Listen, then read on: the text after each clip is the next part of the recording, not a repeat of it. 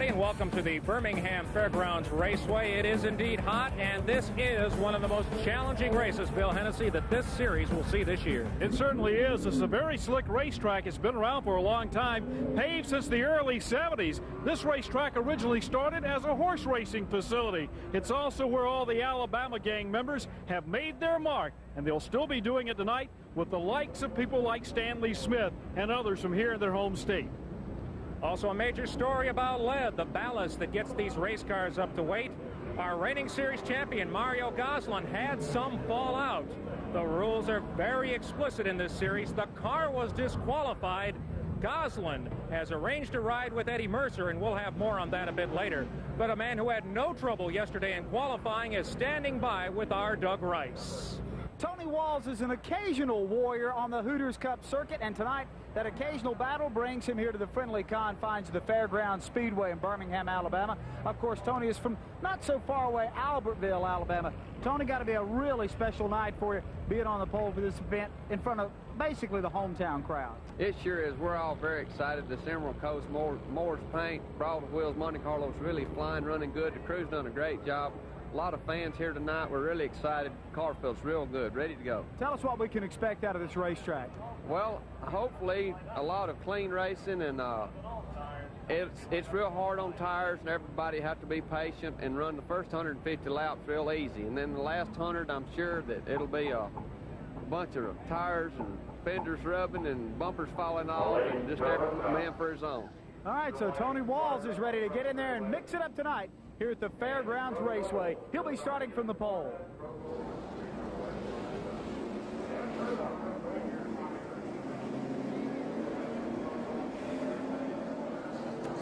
And tonight's telecast of the Coca-Cola 250 is brought to you by Hooters Restaurants, home of the world-famous chicken wings and the nearly world-famous Hooter girls. Hooters Restaurants, delightfully tacky yet unrefined. By Discount Auto Parts, official auto parts supplier for Hooters Cup Racing. And by Jackaroo Sauce on steaks, chicken, fish, or even French fries. Jackaroo Sauce brings the Outback taste to all your favorite foods. We'll be back with the grid and the green right after this.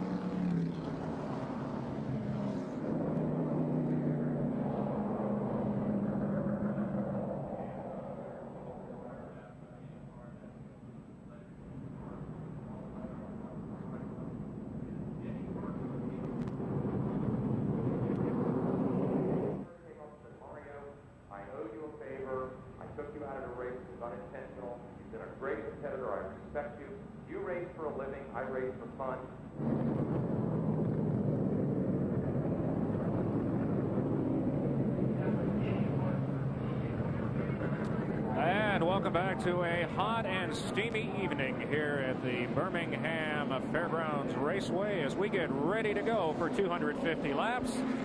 Let's take a few moments to introduce you to the top 10 drivers for tonight's race in their own words.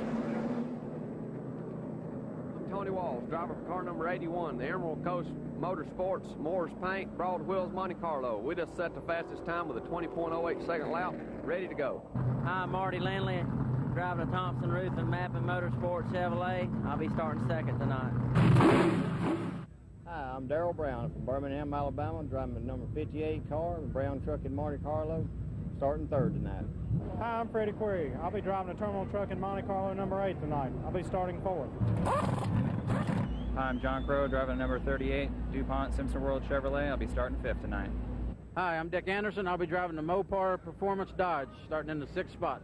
Hi, I'm Chris Molinax. I'll be driving the Guarantee Pest Control Chevrolet Monte Carlo number 29. I'll be starting 7th tonight. I'm David Jude. I'm driving the CC Racing Monte Carlo. I'm from Kermit, West Virginia, and I'll be starting 8th. Hi, I'm Matt Kenta. I'll be starting 9th in the Wagner Automotive left-hander chassis Chevrolet tonight. Hi, I'm Ronnie Sanders. I'm driving car number 18, sponsored by Country Fed Meats. I'm starting 10th. And just a couple of moments before the race at the drivers' meeting, a couple of those top 10 drivers didn't show up for the mandatory meeting, so that means they move to the rear of the field. You'll be seeing their names again as we show you the rest of the 32-car field for tonight's race. Starting on the 5th row will be the number 4 car of Randy Fox. Right next to him will be Larry Raines. Then on row number 6 will be as you see the car cycling through the top 10, Randy Fox will be in row 6. Next to him will be Larry Raines. Then on row number 7, it will be Ricky Sanders and Shane Rice. Row 8, Jimmy Cope and John Brazier. Moving back to row number 9 is Hal Goodson, the reigning All-Pro champion, flanked by 6-time national champion Jody Ridley. Row number 10, local driver Eddie Hanks, flanked by another local driver, Doug Reed. Local drivers qualifying very well here. In row 11 is Stanley Smith and Mike Hovis. And going in row number 12 is Dwayne Dempsey and Derek Kelly here for the Coca-Cola 250. Row 13, it will be Curtis Gaddis and Floyd Polacco. Row 14, Mario Goslin, not in his own number 10, but in the number 72 ride that he arranged. The car normally occupied by Eddie Mercer. And next to him will be Chris Mullinex, one of those drivers who missed the drivers' meeting. Taking a look at row number 15 is David Jude, the top rookie contender, flanked by Nevin Jenkins, who had to move to the back of the pack with Jude. Row number 16 is Homer Heflin and Steve McBride, and Homer was ecstatic in making the show here at Birmingham Raceway. Now, by setting fast time, Tony Walls wins $1,000 from the Discount Auto Parts folks. $10,000 will go to the driver who wins the most poles this year. Our top rookie of the race from the last event at Southern National Speedway was Derek Kelly. He also picks up $1,000 in the Miller Rookie of the Year points program. We are getting set to go racing here, Bill, a 5/8 mile track, and the drivers know they've got their hands full tonight. This is a big racetrack, but it's flat. It also has an old pavement on it, so it is quite slick. Every one of the drivers, to a man, told me, he said, look, I got to keep the tires under my machine. We will make a pit stop. I will take on tires. We'll need fuel. It'll be a race of strategy as they come to the green flag. The fans are on their feet. The green is out from Dick Westfall, and here we go, round number 9 of the Hooters Cup Series. And immediately, Tony Walls, our pole sitter, jumps to the early advantage down the backstretch as we have trouble in turn 1 and an immediate caution. Several cars going around in the first quarter, including Eddie Hanks. Stanley Smith also involved. The 25 car involved was also in there. Number of cars going around. Steve McBride, who started at the rear of the field, will go to the rear once again because anybody who has this kind of a problem on the start, in fact, we did not complete the lap, therefore we are anticipating a full field double file restart, but not the way you want the evening to start with Floyd Polacco, one of the cars involved. One problem is now on the driver who is running in second place for the national championship points. Jody Ridley's car showing smoke going through the second quarter now. He's got a fender down on the right front tire. Ridley, a driver who has won here at this racetrack before in one of the World Classic 400 events back in 1984. His right front fender showing a lot of smoke. It's on the other side of the camera and out of view, but he is slowing down and he'll be headed for the pits. Brother Bill Ridley and his son will be trying to take care of it, and you can see there the damage on the car. The only driver to complete every single lap of competition this season. In fact, he is headed to the pits. That is not behind the wall. These pits are configured at the entrance to turn 3, and you exit the pits exiting turn 4.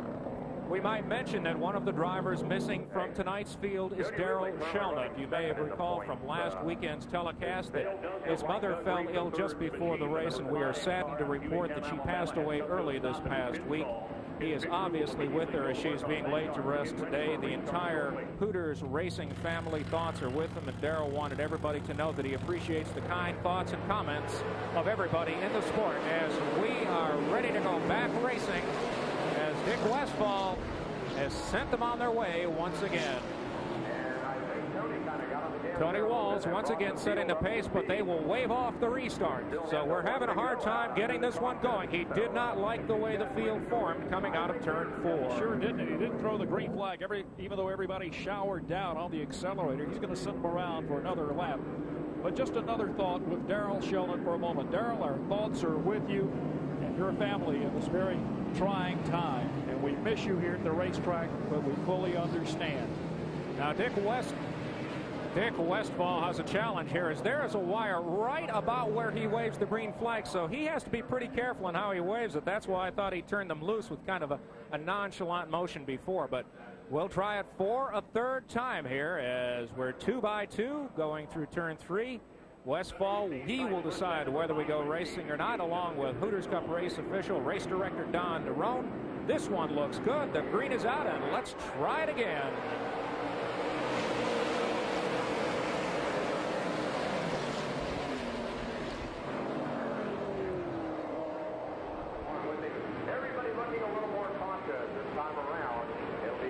And that is the battle back for position in the Speedway. Mike Hope will be in the 42. We'll call car numbers and sponsors on for you as we head through the early laps. A lot of drivers running 2 by 2 really haven't settled into a rhythm on this racetrack, especially in the opening laps. It's very hot here, and tension is running high. A lot of drivers came into this race, frankly, a little bit concerned about the heat. This is the first time they've run 250 circuits here at the series' first ever visit last year as Darrell Brown looks underneath. It was only 100 laps, but as we're heading toward the completion of lap 3, Darrell Brown, the Alabama runner, is putting pressure on our pole sitter also from the state of Alabama. Tony Walls qualified at over 112 miles per hour. Darrell Brown told me earlier, I've got something for our leader. And the man that sat on the pole, he said, I've got plenty of power. I can get hooked up at this racetrack. I started here racing back in 1978. I raced in the cadet division for 2 years and won 2 championships. Went into the Sportsman Series, ran the All-Pro division, retired for 5 years, and came back. He said, I'm loaded from there tonight. Watch me run. And Darrell Brown has effected our first lead change on the 4th lap. Brown, who had led at halfway at one of our events at New Smyrna Beach, had a very strong running car that evening. Owed to the fall misfortune late in the event as he became a lapped car, is showing a lot of strength in the early going. Sitting in second continues Tony Walls. Third is Marty Lindley. Fourth is Freddie Query, the series points leader. And fifth is Dick Anderson. We're starting to see the cars now go in a single file racing procedure. They're almost lined up one by one now. Nobody's racing abreast of each other. Darrell Brown, the leader, right in front of Tony Walls, moves on the second quarter. The sun is shining. It's very hot. A lot of the drivers chose to put water bottles and tubes in today. They said, I don't think I can make the distance without taking a drink of water. And speaking of making the distance, at Kenley last week, Mike Garvey went the distance on a tank of fuel and those 4 Goodyear tires. There is nobody here tonight that will be able to go all 250 laps. The track is 5/8 mile, not a half mile. And this track is tough on tires. Everybody will have to come in at some point for fuel and fresh rubber. Drivers say this track eats away at the tread on the tires and puts them in a position where the cars start running loose. They said, we're going to have a handful of race car after as many as just 15 laps.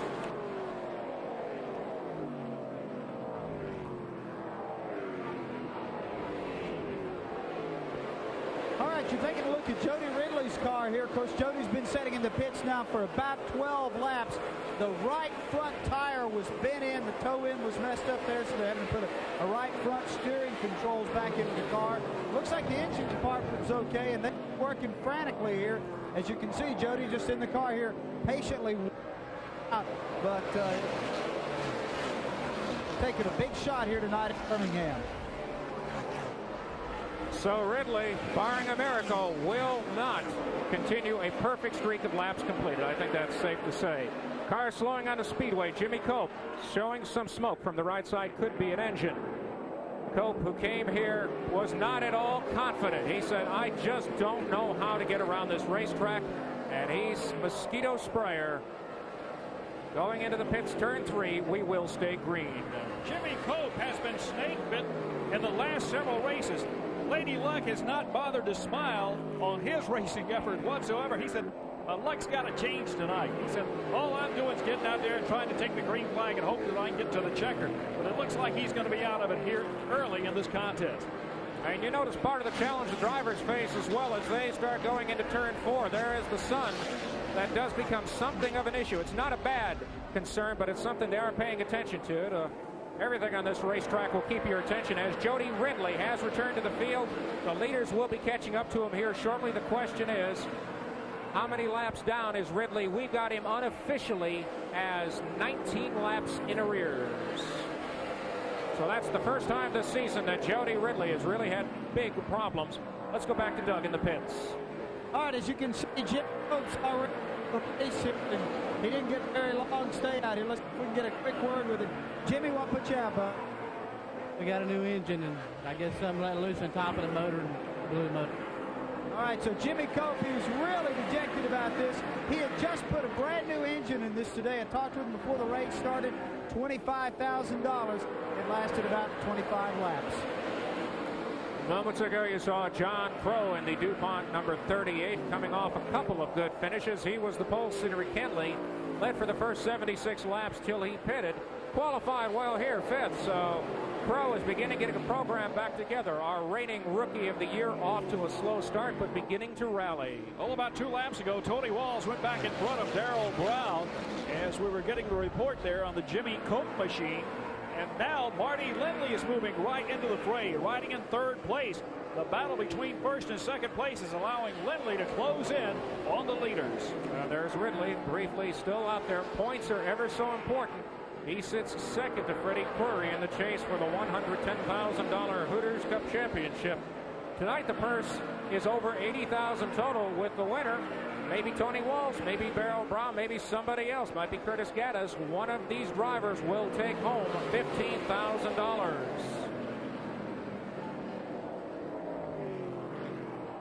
Homer Heflin just passed us for the 2nd time by the leader, Tony Walls.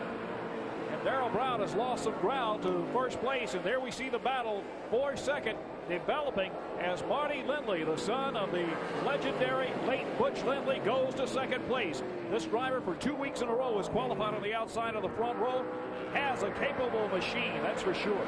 And last week backpedaled early, had a disappointing finish after qualifying so well, finished 26th, but tonight looking strong, trying to make a move toward the front and certainly make his mark as a driver in late model racing. His father certainly one of the greats. He is developing a great deal of respect from many of the competitors who used to race against his father in the 70s, racing in this division of form of motorsports.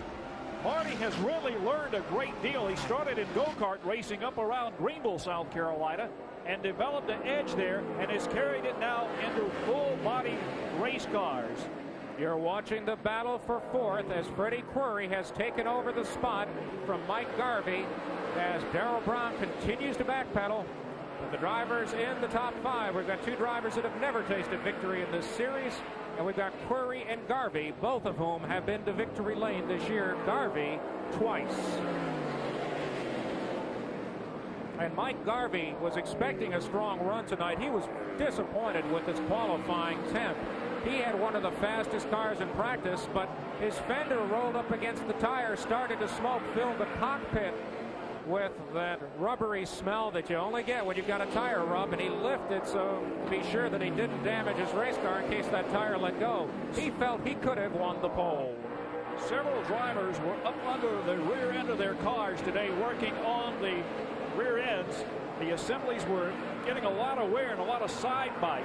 A car that is showing a lot of smoke from behind its rear end is the 38 car of John Crow. He may be developing a rear end problem. It's rather early in this race for him to be showing that much smoke off the tail of his car. And that gives you a sense of how long the straightaways here is. Crow, telltale smoke way too early in the race for that problem. The 20 car, Ricky Sanders, a rookie of the year contender, has spent some time in the pits. Crow trying to hold off Dick Anderson, waving to him to go underneath. That's actually the car. And there's Anderson. That's the Mopar red 92. Black flag being displayed for John Crow. They want him to come to the pits and check on what that smoke might be, and it's only getting worse, Bill. Chances are it is a rear end problem. These drivers running quick change rear ends. It's easy to change the gears in these cars, but they usually have a little difficulty in trying to keep them sealed up.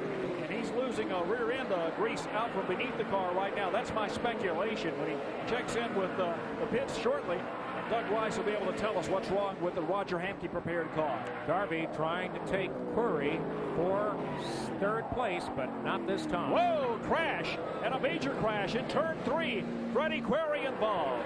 Several other drivers involved in that crash, including Homer Heflin. And Floyd Polacco, but our series points leader, Freddie Query, in the fence.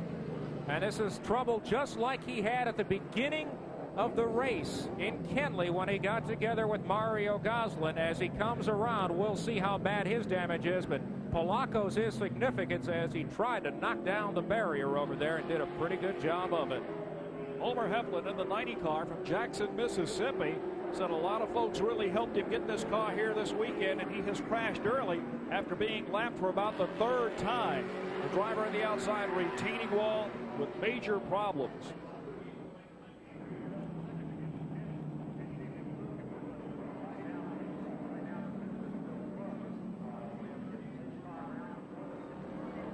Floyd Polacco from Milton, Florida, and the Polacco Motorsports interest in racing for some 20 years. Biggest success he had, most memorable moments, was back in 1976 when he won the mini stocks at the Snowball Derby. We're under our second yellow of the evening, and we'll take this opportunity to take a break and return as the cleanup will be extensive. Don't go away.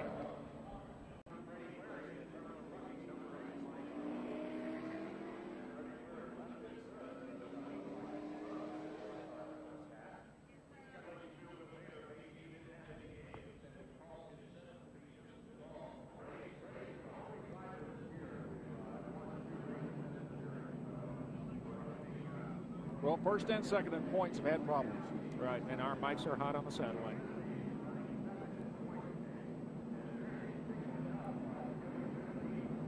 Good point.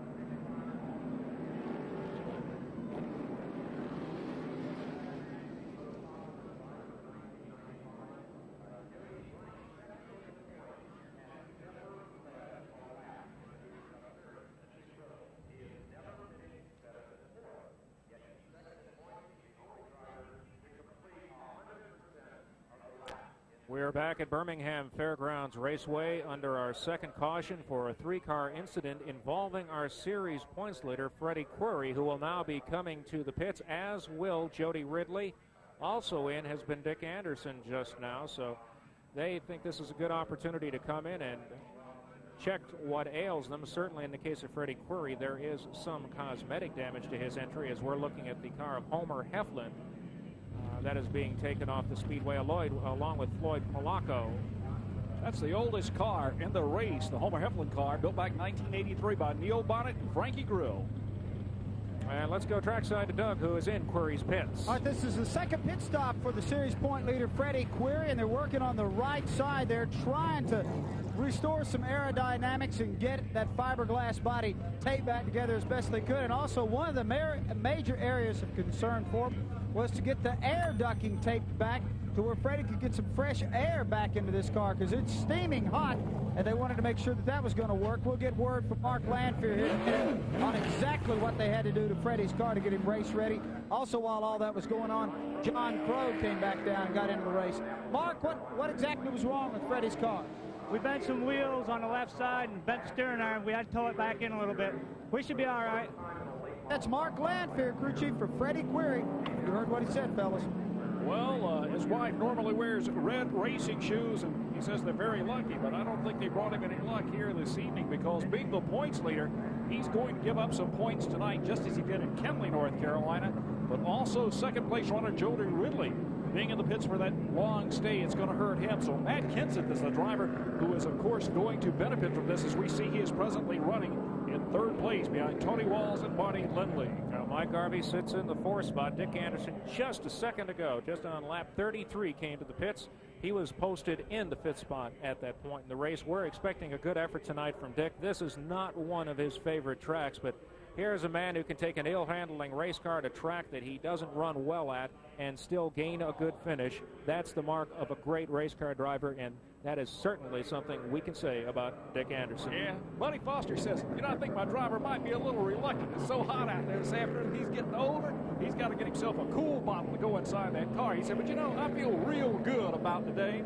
He said, my wife recently won a trip to go to Bermuda, and that's where she is, but my boat, the Fast Lane, won $25,000 earlier today in a big tarpon tournament at Boca Grande down in Florida. 155-pound tarpon caught by Marty Scott, the captain of his boat. So, hey, congratulations to Buddy Foster, the car owner of the 92.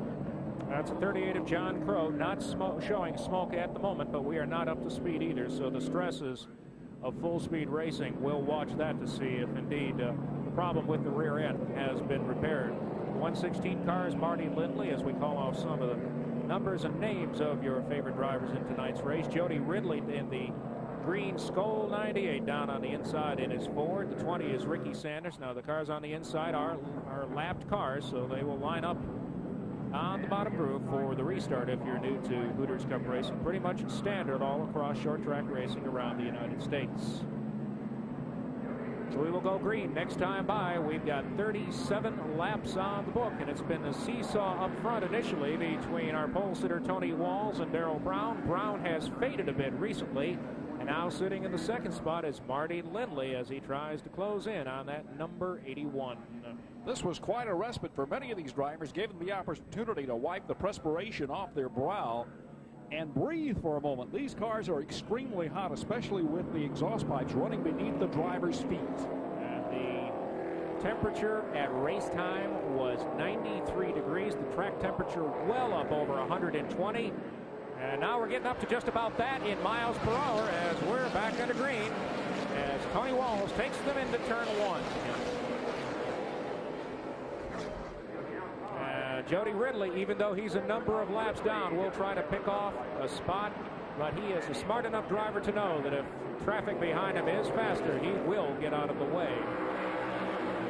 Jody Ridley, a six-time national champion in the All-Pro Series, certainly has a lot of respect for his fellow competitors, especially those drivers who are capable of winning here tonight. He realizes his chances are kind of going to the aside.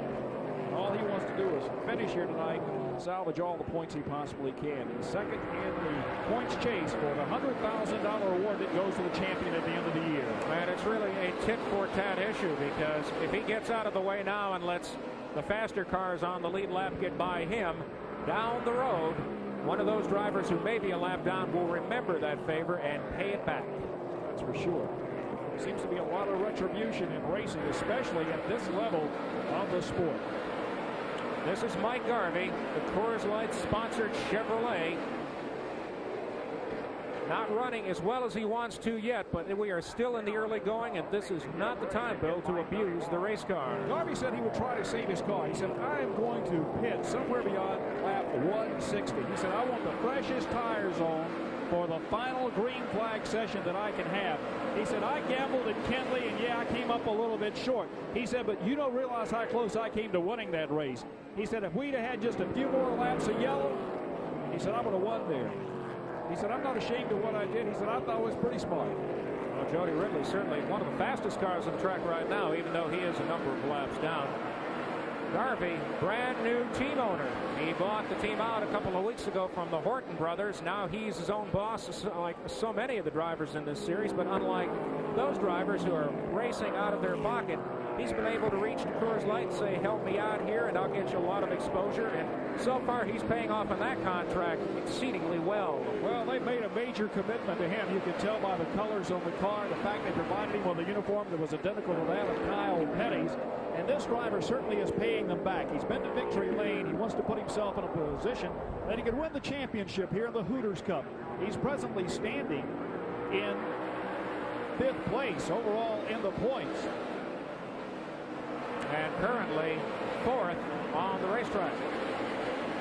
Mike Garvey, the Swanee, Georgia driver, a Michigan transplant, wanted to be able to race 9 months a year down south as opposed to the 5 or 6 that he'd get in Michigan. Came south back in the late 80s and has made quite a name for himself in the All-Pro Series and certainly in the Hooters Cup Series, finishing second in the points last year.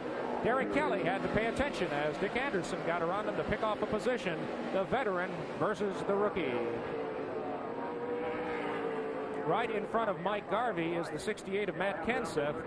Kenseth up high on the track. That's where he practiced this afternoon, too, so maybe he's found another way around this speedway. As rough and slick as this racetrack is, it does have an upper groove. There's not that much banking. It's about 8.5 to 10 degrees through the corners of this racetrack, and the corners are relatively short. The straightaways are long, so a driver can go upstairs just like Darrell Brown did and go into the high side of Jody Ridley as he showers down the accelerator and heads for turn 1. They'll be running at speeds approximately 125 miles an hour at the start-finish line. They enter turn 1 at about 110, and look at Ridley. He is just saying, hey, come on, man, let's go racing. I'm having fun up here. And Walls is going, wait a minute. You're making me use up my tires. He really is using up his tires right now. But Walls goes back in front. Tony told me earlier, he said, you know, it's this Emerald Coast racing engine that I have now in the car. He said it has really provided me with the power that I didn't have previously. That's why I've qualified so well the last several races. He said, plus my guys have been working on the chassis setup to the point that this car is effortlessly to drive. Lindley almost hit the backstretch wall coming off turn 2, but be able to keep it aimed in the right direction. Crow does not appear to be showing any smoke that I can see, Bill, so they apparently, that Robert Hamke crew, I'll take that back, there's just a little telltale bit of smoke. Certainly a lot better than it was, as the Robert Hamke crew was able to at least affect part of a repair. It's probably a gasket or a seal, and there's not much you can do. Once it gets some lubricant on it, you can't take a sealant and make it seal up. It's very difficult. You can put a rag around it and try to stop it, but you sure can't stop it from leaking. Just a little bit looks like a lot when a little drop of oil hits anything that's hot. Matt Kenseth, the Michigan driver, running up on the high side. He's had a win this year at Anderson, but the last couple of races has not done so well. And New Smyrna finished 18th after a crash, and he had been leading. And Hickory had a crash early and pretty well put him out of the event. He did bounce back, though. Let's give the driver his due. And that Wegner Automotive Chevrolet finished a runner-up, a strong runner-up to Freddie Query at Kenley. Sure did. Looking at Jody Ridley go down the front straightaway, you'd think he was battling for the lead, even though he's about 18 laps down. You know, he won a major race back here in the mid-'80s. The World Classic 400. He won that race back in about 1983 or 84 with a fine performance. And the way he's running here tonight, he looks like the class of the field, but unfortunately, that early accident cost him so much ground on the racetrack that he's really out of it, other than just for the show to say, hey, I can run with you. And look at Marty Lindley going upstairs. We may have a battle for the lead down the backstretch, and we do, as Tony Walls is slowing. A mechanical problem for our race leader, and Lindley jumps on the opening. Walls goes into the pits, and his crew chief will be taking a look at this driver's car. But Marty Lindley, the 116, he would like to run the number 16 in remembrance of his dad, but that number was taken by Hal Goodson at the first part of the season.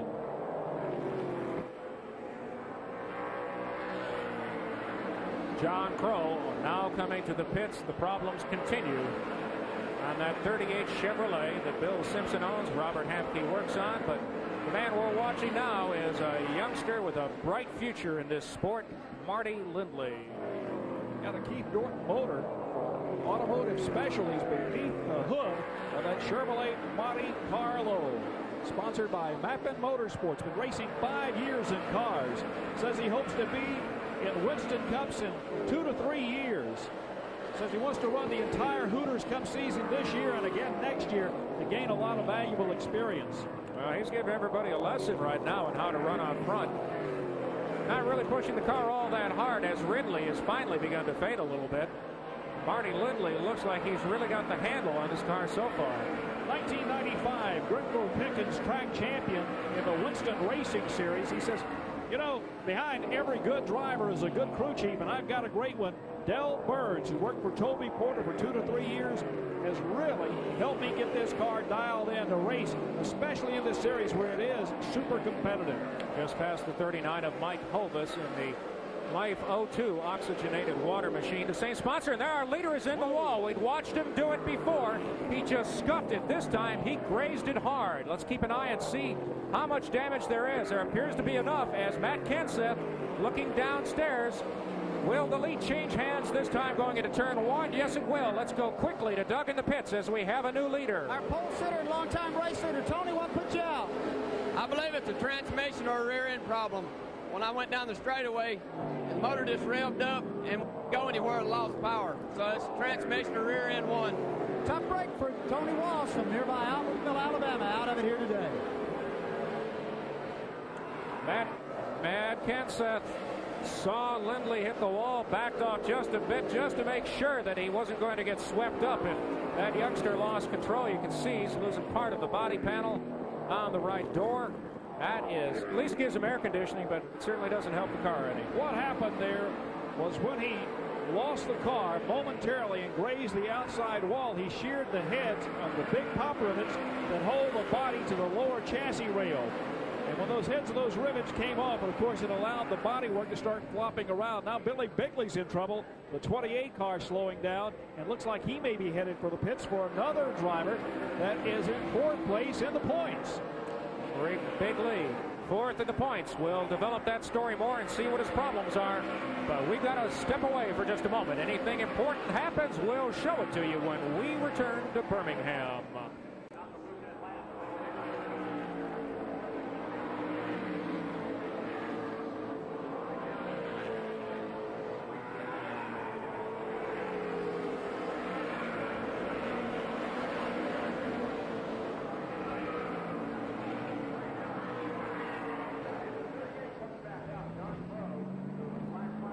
Back out. Where do you see a lap count? There is none. That scoreboard's useless. You got to start giving them one about every 10 or 15 laps. What lap, Tony? What lap are we on? 63 is a lap count, roughly 63.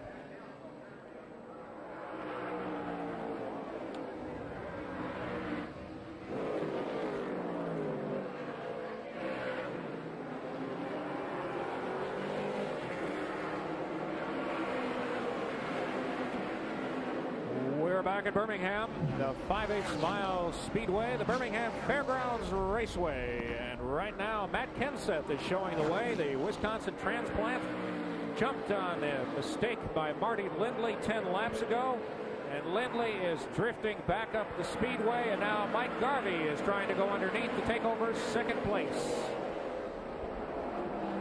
Garvey's going to take him deep into the corner there and hold him high on the outside of the racetrack. Side by side onto the front straightaway. Marty Lindley doesn't want to give him a lot of room. What he wants to do is kind of hold him at the bottom of the racetrack, make him burn those tires off, because he is still a very competitive car, even though he's lost the edge. Exactly. His car isn't handling that badly, but it's not what it was before he hit the wall. I think that's an obvious statement. Let's take a look here at Mr. Lindley coming off turn 2. This is when he was the race leader, and look what happens. Car really hit at the exit of the second quarter and bounces along the highway barriers that line the back straightaways outside retaining wall, and you saw the car jump up into the air. We've got a car into the outside retaining wall. The Country Fed meets car in turn 4, bringing out the yellow flag. And that is Ronnie Sanders, Ronnie the Bomb Sanders, who was running third place. Several has other come cars to grief in turn 4. In the crash, they were slowing down, coming back to the flag, and Hal Goodson was involved, and the other car also hung up against the outside retaining wall. Up against the wall in turn 4, Hal Goodson, the All-Pro champion, one of the cars part of that incident. Eddie Hanks. As is the 7 of Eddie Hanks. Memphis, Tennessee driver, sponsored by ESR Incorporated. And the 18 car, the Country Fed machine, parked at the bottom of the racetrack in turn 4. And they fed us a great filet mignon earlier this evening. You may have missed yours, but I was out there enjoying it. As a matter of fact, they said, come on by, have one on them. Well, the Country Fed meets, folks, will be feeding one driver $1,000, leading halfway, lap 125. That's when they'll pay that out. So far this season, we've had 7 drivers in the 8 races pick up that halfway bonus. We've had 1 driver do it twice, and that's something they'll all be racing for. Well, Ronnie has climbed from his car after running as high as 3rd here at Birmingham. Obviously, he feels like the car is damaged too badly to continue. Ronnie Sanders, the Fayetteville, Georgia driver, a man of some note. If you followed late model racing in the Southeast for a number of years, you know his name. A track champion at Five Flags Speedway and Mobile International. Won the Snowball Derby back in the 70s, the Southeast Region Winston Racing Series champion. This man is one of the more accomplished drivers out there, but he's doing it just for the sheer love of it. He's a plumber by trade. He's not a full-time racer, but there'll be full-time work to get that car back together for our next stop on the Hooters Cup Tour, which will be Lakeland International Speedway on July 4th. That's going to be a great Independence Day celebration down at Lakeland. I understand that Bob Brooks has some big things planned for the 3/4 of a mile track, and you're invited to be there. And we'll be back as the cleanup continues in turn 4 with more exciting Hooters Cup action from the heart of Dixie right after this.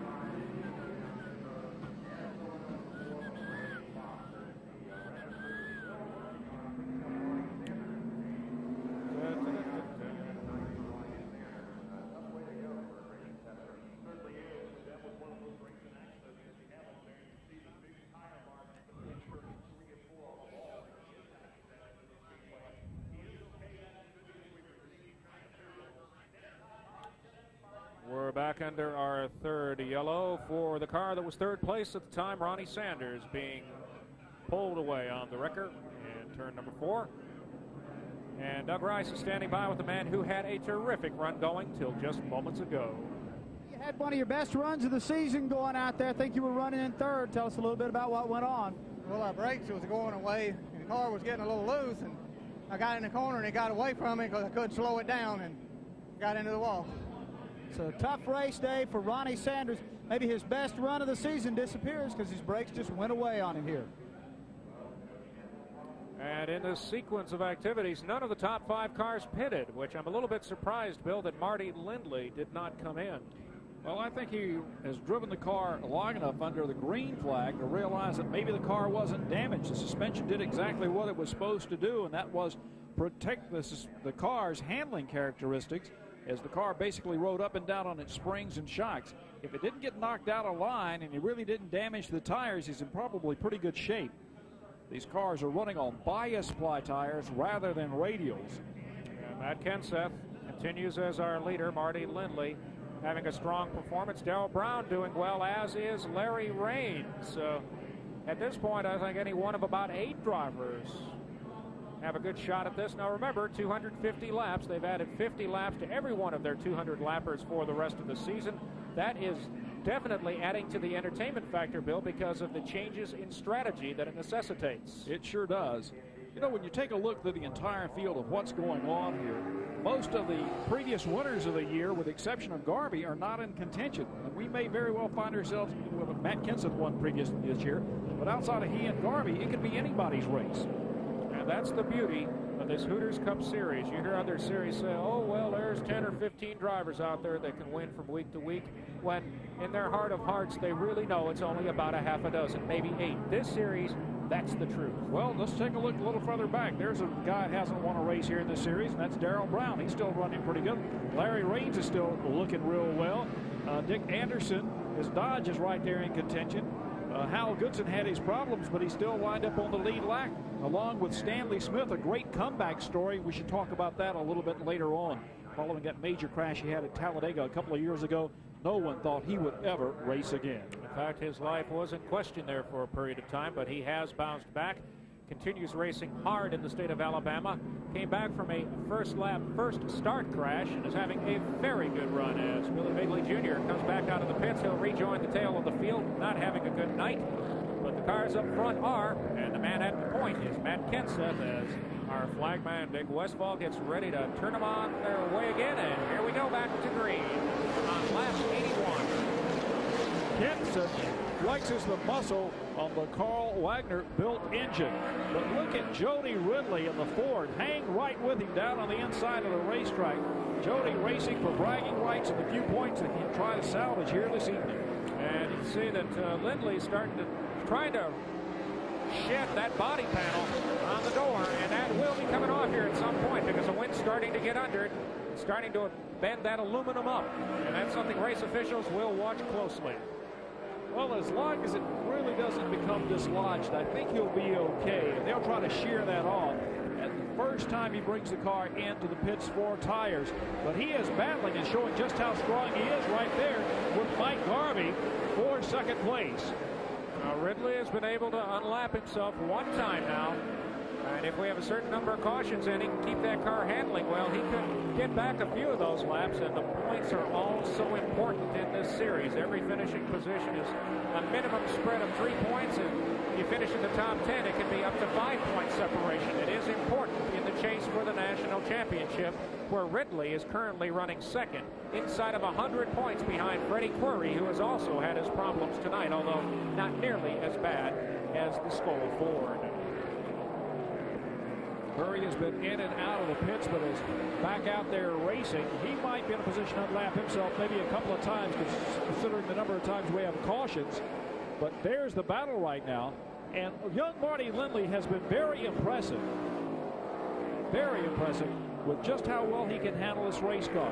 And the car could be ill handling right now for him, not running as smoothly as it did in the opening laps of the race, but he certainly isn't showing that. Talking to the drivers before the race, they said, if you can get your car hooked up here, you can have a terrific night, but if you're off, this can be one of the longest nights of your life. Let's go to the pits and Doug Rice. Paul Paoli is the crew chief for the race leader, Matt Kenseth. Paul, what's that telling you out there? Well, right now, we're just kind of laying back, trying to save the tires, running a conservative pace. The car seems to be real good. We're just going to kind of ride it out, maybe until about 110, 120, somewhere right there. All right, so they've got their pit strategy planned here in the leaders' pits.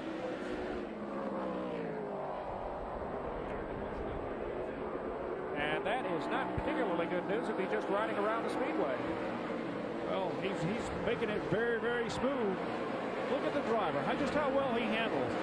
He's driving almost the perfect line around this racetrack, and he's trying to go to the high side, which means he's not really trying to tighten the car up and scrub the tires off of it. He rides into the corner very loosely, then he brings the car in a transition as a lazy arc off the corners. This driver has been impressive, especially with the run that he had back at Anderson, South Carolina. Well, that was a race that was basically right spot, right time, because Mario Goslin and Mike Garvey were going for the lead with about 50 laps to go. They crashed, and Kenseth was the recipient of the good fortune, took it to victory, his first in the series. And he had been as high as second in the points. But after a couple of subpar performances, dropped to fourth. A good run at Kentley last week, and he's back up to thirds. And that's how much it can seesaw in the top five. It is that close. There is a great deal of parity in the entire field of Hooters Cup competition. When we tell you that there's 10 or 15 cars that are capable of victory on any given night of racing, we're telling you the truth. I heard people walking out of the racetrack at Kentley, North Carolina saying, what a great show. I can't wait to see another one. Even though we won't be back into the Carolinas for some time, we do have a race coming up at Jeffco Speedway down in Jefferson, Georgia. And as we approach the 100 lap mark, there are 5 bonus points available to the driver who leads the most laps in tonight's contest. That's just like Winston Cup scoring. If you're new to the Hooters Cup Series, the point structure is very similar in that if you lead a lap, you get 5 bonus points. If you lead the most laps, you get 5 bonus points. But they've also got some other wrinkles in there that are particularly nice, Bill. In qualifying, the pole sitter, besides getting that $1,000 from Discount Auto Parts, gets 5 points. The second quickest, 4 points, and so on. So there are a number of ways to cash big points besides cashing a big check. Well, the additional points certainly will add up, and at the end of the year, when they pay that over $100,000 to the champion, it's going to be a great night of jubilation in Atlanta, Georgia at the banquet. And we have there'll be some exciting news that we can't tip our hand on just yet in the coming weeks, but we can tell you that you will want to be with us at the next telecast of Hooters Cup Racing, July 4th at Lakeland. Not only is it a great facility, a great race to open the season. That was our season opener for Hooters Cup 1996, but we'll have some exciting announcements to pass along to you for 1997. Larry Raines is now starting to get some pressure as he moves off the second quarter from Stanley Smith in the 49 car. Stanley's on the lead lap. And we told everybody a little earlier, we talked a little bit about the 49 car and just what his trials and tribulations have been in racing. But for him to be running here in the top 10 tonight, I'm impressed with Stanley Smith's recovery. Indeed so. Let's go to the pits and Doug. On the racetrack right now, Mike Garvey is stalking the number 68 of Matt Kenseth. Of course, Mike in his Coors Light Chevrolet, and we got Brian Hastings, one of his crew chiefs here. Brian, what's Mike telling you out there? Right now, Mike said he feels he's pretty loose. We're just going to try to win it on pit stops. We're same condition with everybody else right now. Everybody's loose, and he's just trying to hold in there and keep his spot. That's a pretty long race tonight, 250 laps. If you stay green for a while, how long are you going to stay out? Well, it's like Kenley, as long as we can. All right, and of course, you guys alluded to Kenley a moment ago. They stayed out all night long. And surprised, I think, just about everybody, including Garvey. He wanted to pit around lap 100, but just the way the cautions fell, Bill, that really necessitated a change in strategy. He said he didn't regret it. He said that if we'd had a few more laps of caution, you would have been surprised at just where I would have been, and I would have probably been in victory lane. And I have to agree with him because the Goodyear tires that have provided these competitors don't seem to fall off. They run through a number of heat cycles. This is a great economical tire for these competitors to run that Goodyear has developed over the last 20 years. Generally speaking, the tires will give up a tenth or two or three in the first 40 or so laps based on the track condition, but then the tires even out. A lot of tire wear, of course, is dictated by chassis setup. A lot of drivers are hanging on out there right now, and since we've passed lap 100, the opportunity for the front runners to consider pitting is now open. And so cautions that we see over the next 30 or 40 laps, it will be intriguing to see who chooses to take the left turn into the pits behind turn 3. I don't believe we'll see anybody pit under green, but I think that everybody will try to stretch the gamble as far as they possibly can to have a fresh set of tires on within the last 50 laps. Many of these races were originally scheduled for 200 laps, but they have now been stretched out to 250 with 50 additional laps. Changes the strategy for many of the drivers. And the 92 of Dick Anderson, he's sitting in 4th place. He just passed Darrell Brown moments ago. Anderson, you'll recall, came to the pits around lap 30, so he's dealing with a full fuel load. I don't believe he changed any tires. That's the thing we'll have to keep an eye on. But, Bill, I'm not sure if pitting on lap 30 is enough to get him to the finish here. Well, I think it's enough to take him to the finish as far as fuel's concerned. He bought a little insurance there, I believe. 220 laps is quite a bit of distance in 5/8 of a mile, but they probably ran some laps earlier and know exactly what their fuel mileage is. You must remember the man that built the chassis and the crew chief on the car, Frankie Grill, has raced at this racetrack as much or more than 20 teams combined. He said, I only live 15 minutes away from this facility. I know how to race at this racetrack. And Anderson putting a lap on Randy Fox in the red number 4. Darrell Brown will try to do the same. Randy Fox running 2-car operation. Mike Hovis and he run out of the same stable, both sponsored by the Life O2 oxygenated water folks. And that gives you a sense of some of the turbulence that is kicked up by these race cars at 120 miles an hour, shaking our speed camera. That's an exciting shot. How would you like to be sitting down there and have a bird's eye view rather than having a camera there? Have yourself positioned there. And you see 2 different approaches to passing Randy Fox. Moments ago, Dick Anderson went upstairs. Brown decided to go to the bottom side.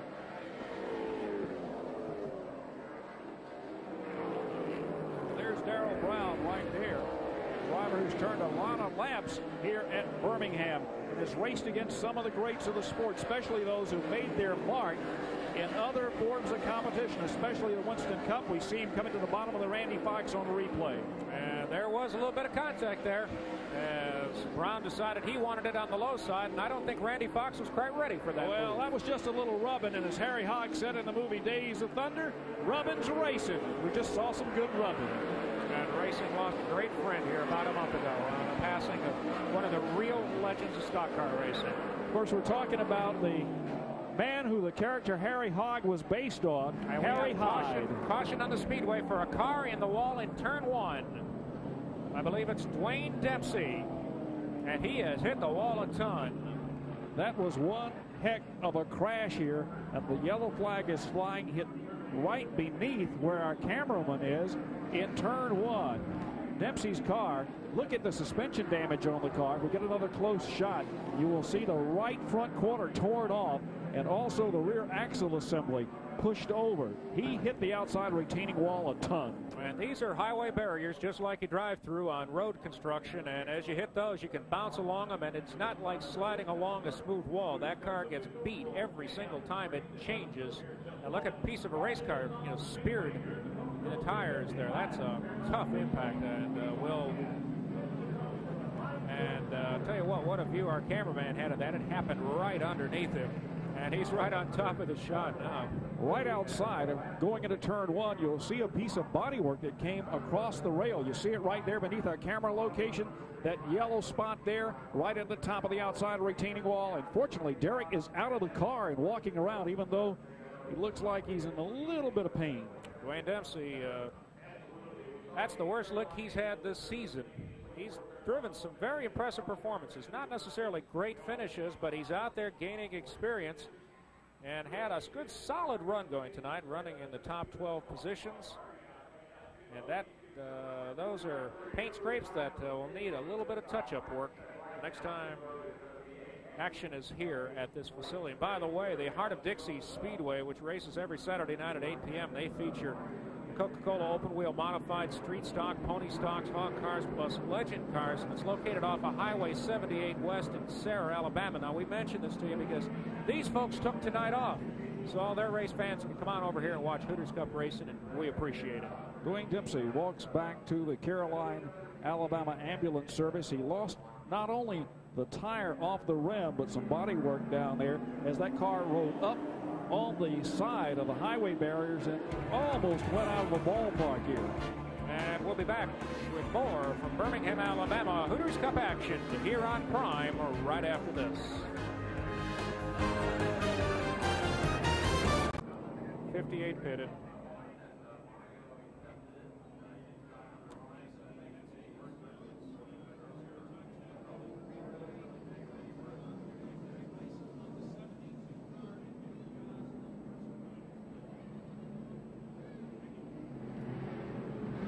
Those cars just on the lead lap?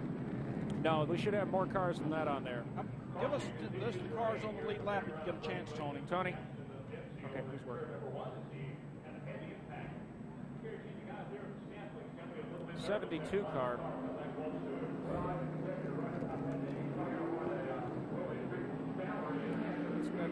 I don't think that is definitely not right. Billy Bigley is at, hey Tony, Billy is at least 3 laps down.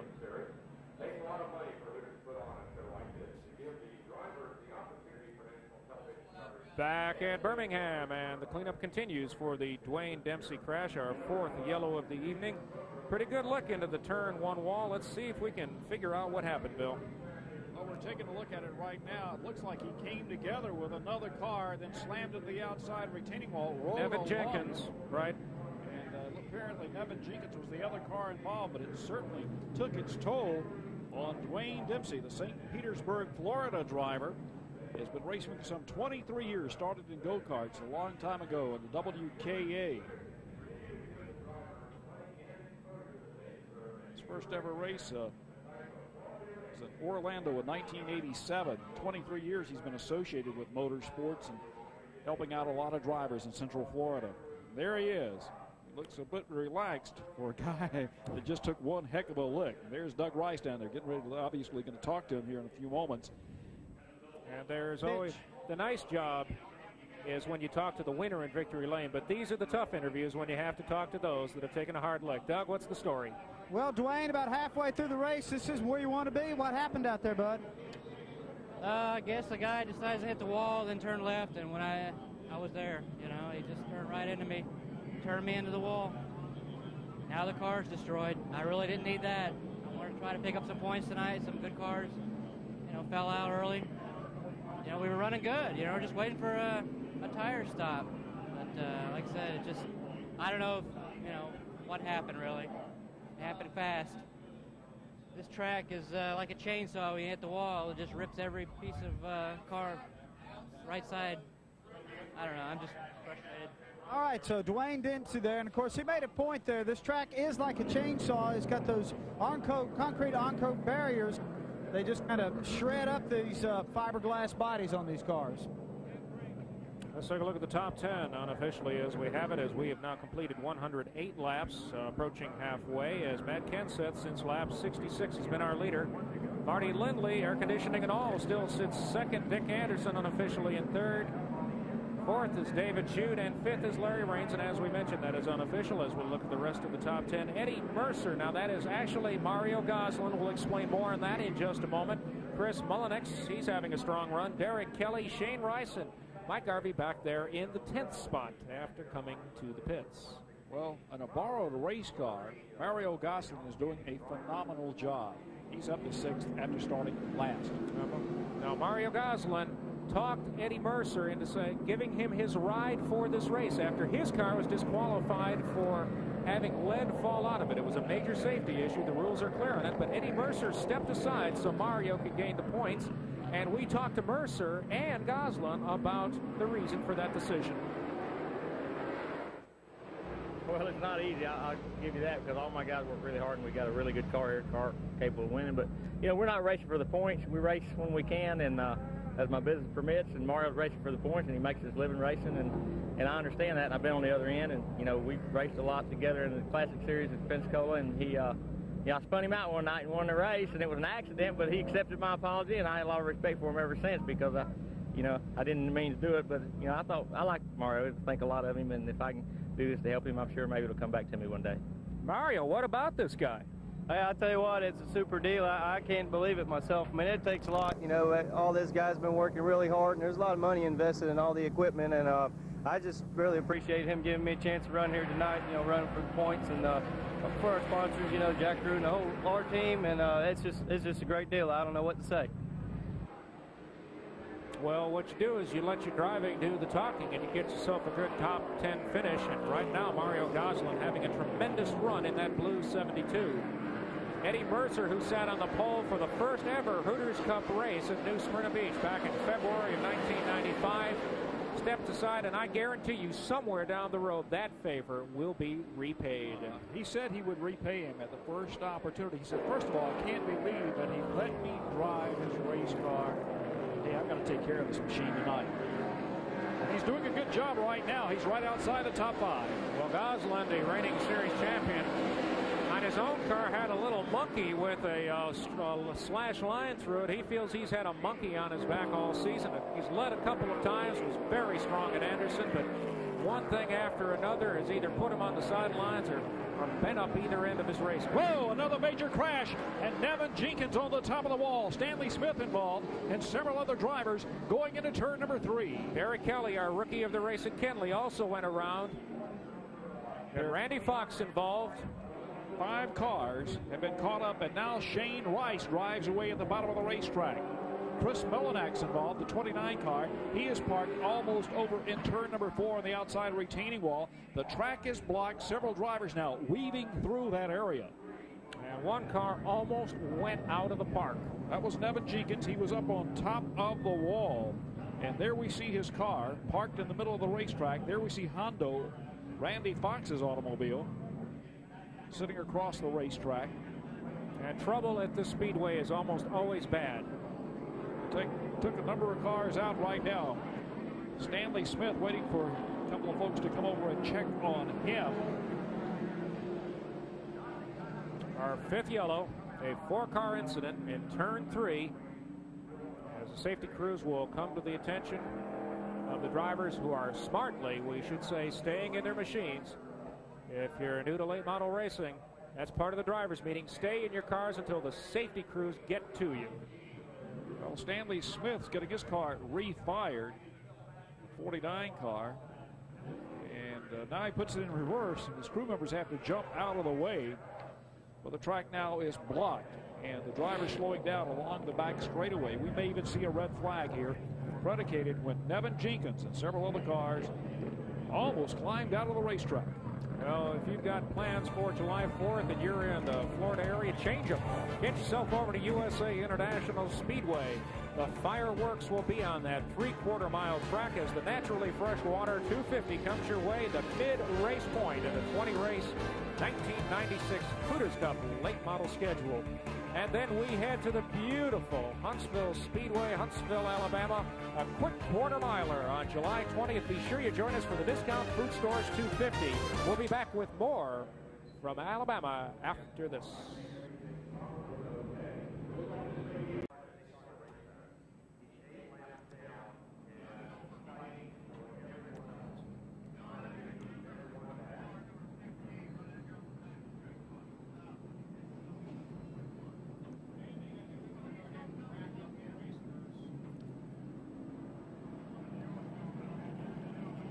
What's the lap count?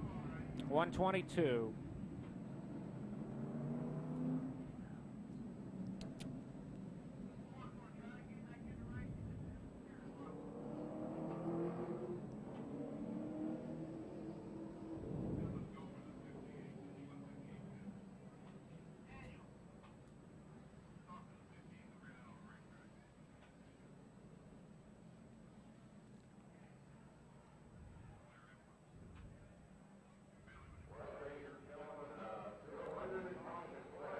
We continue under yellow at Birmingham Fairgrounds Raceway for a 4-car incident over in turn 3. All the drivers are out of their cars and okay. Let's go to the pits and Doug Rice.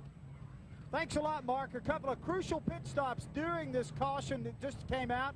Mario Goslin came in the number 72 car, took on 4 fresh tires. So Mario Goslin is good for the second half of this race. And then also Mike Garvey in the 42 Coors Light machine pitted, and he put on left side tires to go with the right sides that he just put on about 10 laps ago. So Mario Goslin and Mike Garvey have used up their tire allotment, and they've got fresh tires to carry them the second half of this race. All right, thank you, Doug. Patrolling the pits this evening, as he always does. And these will be active pits here tonight. Certainly from what we've just seen among our contending cars making stops, with Bill up front. As we came to that yellow, a bit of a shuffle for the lead, and their top cars have stayed out. They sure did. And Dick Anderson is now being scored as the leader, followed by Matt Kenseth. Third place is Marty Lindley. David Jude rides in 4th place in the 2 cars, having a good run. And a driver who's quietly lurking in 5th place is Larry Raines, a driver with a great deal of confidence and skill, holding down 5th. Raines, one of the most likable guys you'll find in this series. Always has a smile for you. Even when he's not running well, he finds something positive to say. And maybe he can come out with a strong finish tonight. He was running as high as 4th at Kenley last week until 5 laps to go when he spun. Still came out with the top 10 finish. He was thrilled to get that. And maybe tonight he'll build on that momentum. 122 of 250 laps completed as they come across the stripe again. Make that 123 on the scoreboard. Dick Anderson in the Dodge Avenger, hoping to make Buddy Foster a little richer after Buddy picked up that $25,000 with his fishing boat, the Fast Lane, earlier today down in Boca Grande, Florida. The big tarpon tournament called a 155-pounder. I don't know which he was more excited about, being at the racetrack with his driver or having his boat and his captain take home the big prize. Well, he was rather ecstatic. I think that he was implying that his Dodge driver bring home the bacon tonight and make it a $40,000 day. Yeah, we're going fishing here for stories as we continue under yellow. We've got a couple of drivers we haven't talked about lately that are still on the lead lap. One of them, Freddie Query, who was involved in an early incident. That car apparently isn't handling too bad unofficially. He's shown in the 6th spot. Hal Goodson also went around a bit earlier. He's posted 7th. So there's a couple of drivers proving that as long as you don't have any suspension damage, it doesn't matter what the race car looks like. Well, Freddie, sitting there in the 6th place, is really salvaging a night that went sour earlier. Well, so far, Freddie Query has taken home the lion's share of the big money this year. He's taken home a couple of those $15,000 first prize checks, but when you've got more than $80,000 posted awards in every one of these events, you can pay this kind of money all the way through the top 32 positions, take home a minimum of $1,000. We have hit halfway, and Dick Anderson will pick up the $1,000 from the Country Fed Meats folks for being our halfway leader. It's the second time he's done it this year. Those Country Fed people can be reached at 1-800-637-7559 for a supply of great Country Fed beef and seafood. It's available from the folks at Country Fed who post the halfway bonus of money, which Dick Anderson just picked up. 1-800-637-7559. And believe you me, the fillets are great. I enjoyed one this evening. You keep mentioning that, Bill, don't you? Bacon I wrap. didn't get dinner tonight. Had a baked potato, too. But I'm not going to whine, okay? And we'll get ready to go racing here in just a moment as the whine of the motors will wind back up to about 7,900 RPM. A 5/8 mile speedway is the challenge they're facing tonight. Let's reset the top 5 for you as we get ready to go back to green. Dick Anderson continues as leader. Matt Kenseth is second. Third on the speedway in the high lane is Marty Lindley. Fourth, David Jude. And fifth, Larry Raines. And we're back at it again. Anderson in the Mopar Dodge went to victory at Toledo, a track last year where he was severely injured in a post-race incident in one of the support events when a car ricocheted off the track and struck he and his car owner. Trying to pick up that second victory here tonight. He's got that Dodge Avenger in the win. The motor in that car prepared by Joey Arrington, and Joey's got his hands full this season. He's preparing engines over in the Craftsman Truck Series. He's picked up another car that runs in this series occasionally, and that, of course, is Rich Bickle, who debuted his Dodge at Kenley at Southern National Raceway last weekend. And drove to victory, his second of the season. In fact, the Terminal Trucking team of Freddie Query and Rich Bickle have won half the races in the campaign. Now, the 28 car is Billy Bigley Jr. He is a lapped car, but at least he's given Dick Anderson something to pay attention to, and Anderson says, go on, take it. Now, Bigley came in the pits a moment ago. He has fresher tires, as does Jody Ridley, so we're not at all surprised to see these two lapped cars working their way around the leader. And we've got a crash in turn 1. 4 cars involved, one of them Mike Hovis, another Darrell Brown, and one of our early leaders, and Derek Kelly has gone around a second time. That is not a major fire, just excessive burn-off of fuel. Fuel collecting up in the exhaust header and then not burned off, and he was trying to get it refired, so he really pumped a lot of raw gas into the cylinders, and of course it bled over into the exhaust system and ignited off as he cranked the machine. And that's our 6th caution of the night as we just passed the halfway point, and it presents us another opportunity to see if the front-running cars that have yet to come to the pits will do so now. Well, Billy Bigley got a lap back. We've got to remember that now. He picked up a lap because he got back in front of the Dodge of Dick Anderson. Bigley, who's only run at this track a few times before, it's one of those places where he said, well, I like it okay, but I haven't had that much success here, so he's a driver trying to at least learn this track should the series come back in future years. Well, Dick Anderson gave me a little story. He said it was back in 1980. He said everybody had a universal race car to come down here and run the World Classic 400. He said that particular day it was so hot and they ran it during the daytime. And we're looking to look at the car here with the exhaust gas being reignited. He said it was so hot that day we had drivers passing out, climbing out of their race cars. He said my car went to the wayside. He said I was awful hot. And a young whippersnapper pulled into the pits and said, I'm tired. I'm climbing out. I've been overcome. That was Rusty Wallace. He climbed in Rusty Wallace's car in 1980. He said we had a car that just kept circulating the track, wasn't really running at top full speed, didn't run the 400 lapper. He said that was the Iron Man, Jack Ingram. But he said I drove Rusty's car to a 5th place finish even though we were 5 laps down. You are an absolute wealth of stories, Bill Hennessy. Let's go to the pits and Doug Rice. David Ray is a crew member on Dick Anderson's Dodge Mopar team. David, will he or won't he? That's the question. When are you guys coming in? Well, we're going to try to save our tires a little bit more. We'll either come in the next one or the following one. Well, right now we're just trying to save our tires, like I say. We'll see what happens. And, of course, the way these cautions have been tonight, he's not going to have to wait very long. By the way, Matt Kenseth also decent caution and took on right side. Marty Lindley was into the pits and back out, and he has some bungee cord that's wrapped from the top of the bodywork down to the exterior frame rails that'll hold the bodywork to the side of the car now. I don't know whether he took on 2 tires or 4, but remember, Marty Lindley was a contender in the earlier going and was up till a couple of laps ago. Now, with those pit stops and some other shuffling that's going on, when we go back racing, Freddie Query, who went around early with Homer Heflin and another driver, he's sitting in the 2nd spot. So it just goes to prove that just because you have early trouble doesn't mean you give up, especially with that Terminal Trucking team. You got to keep digging, but look at a driver who has no damage on his car and is running in 3rd place, and that is young David Jude, the leading rookie contender. Tonight is in a position to possibly win this 250-lapper. And he's had tough going the past few races, so to see his car all in one piece and running well is a good sign for that Kermit, West Virginia driver. The engines are back in full roar, and Anderson is the man at the head of the herd. Moving by Billy Bigley is Freddie Query. And Query now has his sights set up. He goes to the high side of the racetrack and is battling hard with Dick Anderson coming out of turn 4. And this is a 2-groove racetrack, so if he can get his car hooked up on the high side, he can make the pass. The drivers to a man said, if you got your car working, you can do it in that 2nd lane. Look at old Dick fight him off, diving at the bottom of the racetrack, making Query go the long way around this 5/8 of a mile facility.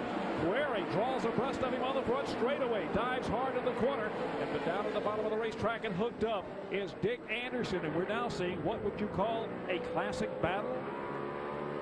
Classic indeed, as Query now looks like he has cleared him. Goes way upstairs to do it. That's the Harry Gant line around the racetrack. But he has taken the lead. The first time tonight that our series points leader has been at the points. He certainly hasn't given up. He's got that car dialed in right now, even though it has some damage on it. And on worn tires, Dick Anderson might be saying, you know, this race is still rather lengthy. I better take care of the little bit of rubber I got on these tires, because there's a lot of racing left, over nearly 100 laps. But he's also at the point that he's got to get to the pits, get fresh rubber on that car, so he's got enough laps to work his way back to the point and contend for the victory. He was running as high as 3rd at Kenley last week when he had a punctured tire, and that took away any chance of the win. But when his motor is right, and he's had some engine problems this year, when that motor's right, he is as formidable a competitor as anybody in this series. And that was the unofficial standings as we went back to green. But as you see, we have had a change in the order, and Mario Gosselin sitting back there in the 7th spot. Good, strong, quiet run, which is just what he needed after all the turmoil of yesterday. One driver, though, who is fighting tooth and nail all the way around the racetrack is Jody Ridley. He battles with Billy Bigley, another driver who was a lap down. And he's got one of his laps back, and of course Jody's gotten a couple of his back with all the cautions we're having. But David Jude having a fine run. David running rather conservative right now, not battling with anybody on the racetrack in the 2 car. And then just a little further back, we see those 2 cars there. Larry Raines along with Mario Gosselin battling behind Matt Kenseth. And a little bump it short track style back there in the pack. No harm, no foul. That's Larry Raines. Got a little bit of a nudge from Mario Gosselin. Those two did come together at the season opening race. Raines said, hey, I drifted up the track. I had a part of my race car break. I took out the leader. I felt bad about it, but this is one of those things, and Mario knew it was nothing more than just a racing accident. Well, Gosselin and Raines have got their battle. We see it coming down the back straightaway. Gosselin will take the bottom of the racetrack. Raines on the high side, and Gosselin goes to the whip and pulls the Eddie Mercer car right in front of Raines, at least momentarily. Then Raines takes him back going into the first quarter. This is the best battle on the speedway. It is for position. It's for 6th. And right behind him, Derek Kelly. He's had an eventful evening, but he's sitting back there trying to take that position as well. So Kelly, the Auburndale, Florida driver, hasn't by any means given up either. And he has pitted for tires, so he's on some of the fresher rubber on the speedway, pitted about 40 laps ago. And we see Freddie Query there with damage sustained earlier this evening in a collision with Homer Hevlin and another driver in turn 3. And we thought that was going to deal him a setback, only momentarily. Now Matt Kenseth and Mike Garvey both pitted under that last yellow to freshen their tires, and they have marched their way back to 7th and 8th respectively, and we'll watch them march further forward. In fact, they have dispatched with the 7th and 8th car a couple circuits ago and are battling Hal Goodson, who is sitting there in the 4th spot. Goodson also has had an evening that he's been spun around once, got a little bit of body damage, but apparently nothing significant wrong to the chassis. Goodson was fortunate enough to be able to drive away from the accident when he was hung up on the outside retaining wall in turn 4. But look at Freddie Query. Freddie is dialed in right now with a terminal trucking entry of Gene Eisenhower. One of the many drivers today who chose really not to wear out the race car or himself. It was brutally hot here this afternoon, and not that many drivers really went out and ran any length of time, or just shaking down the cars, making some adjustments after qualifying, but nobody ran a long stretch of laps out here, as they usually don't in this kind of heat. And that battle back there, Matt Kenseth now watches Mike Garvey go to the high side. Right in front of him is the Dick Anderson machine following Hal Goodson. Kenseth 3rd in the points, Garvey 5th. Won the savvy veteran, if you can call a driver who's in his late 30s a savvy veteran, and the young upstart Matt Kenseth in his early 20s has had a good deal of success in just about everything he's raced. Maybe not getting to victory, but a very quick student. Top 5 finishes in ASA, a victory in the Hooters Cup Series. He's had strong runs in All-Pro, also running Busch Grand National on occasion. For a driver that got a late start in competition. Let's go to the pits in Doug Rice. One of the better known names out here might be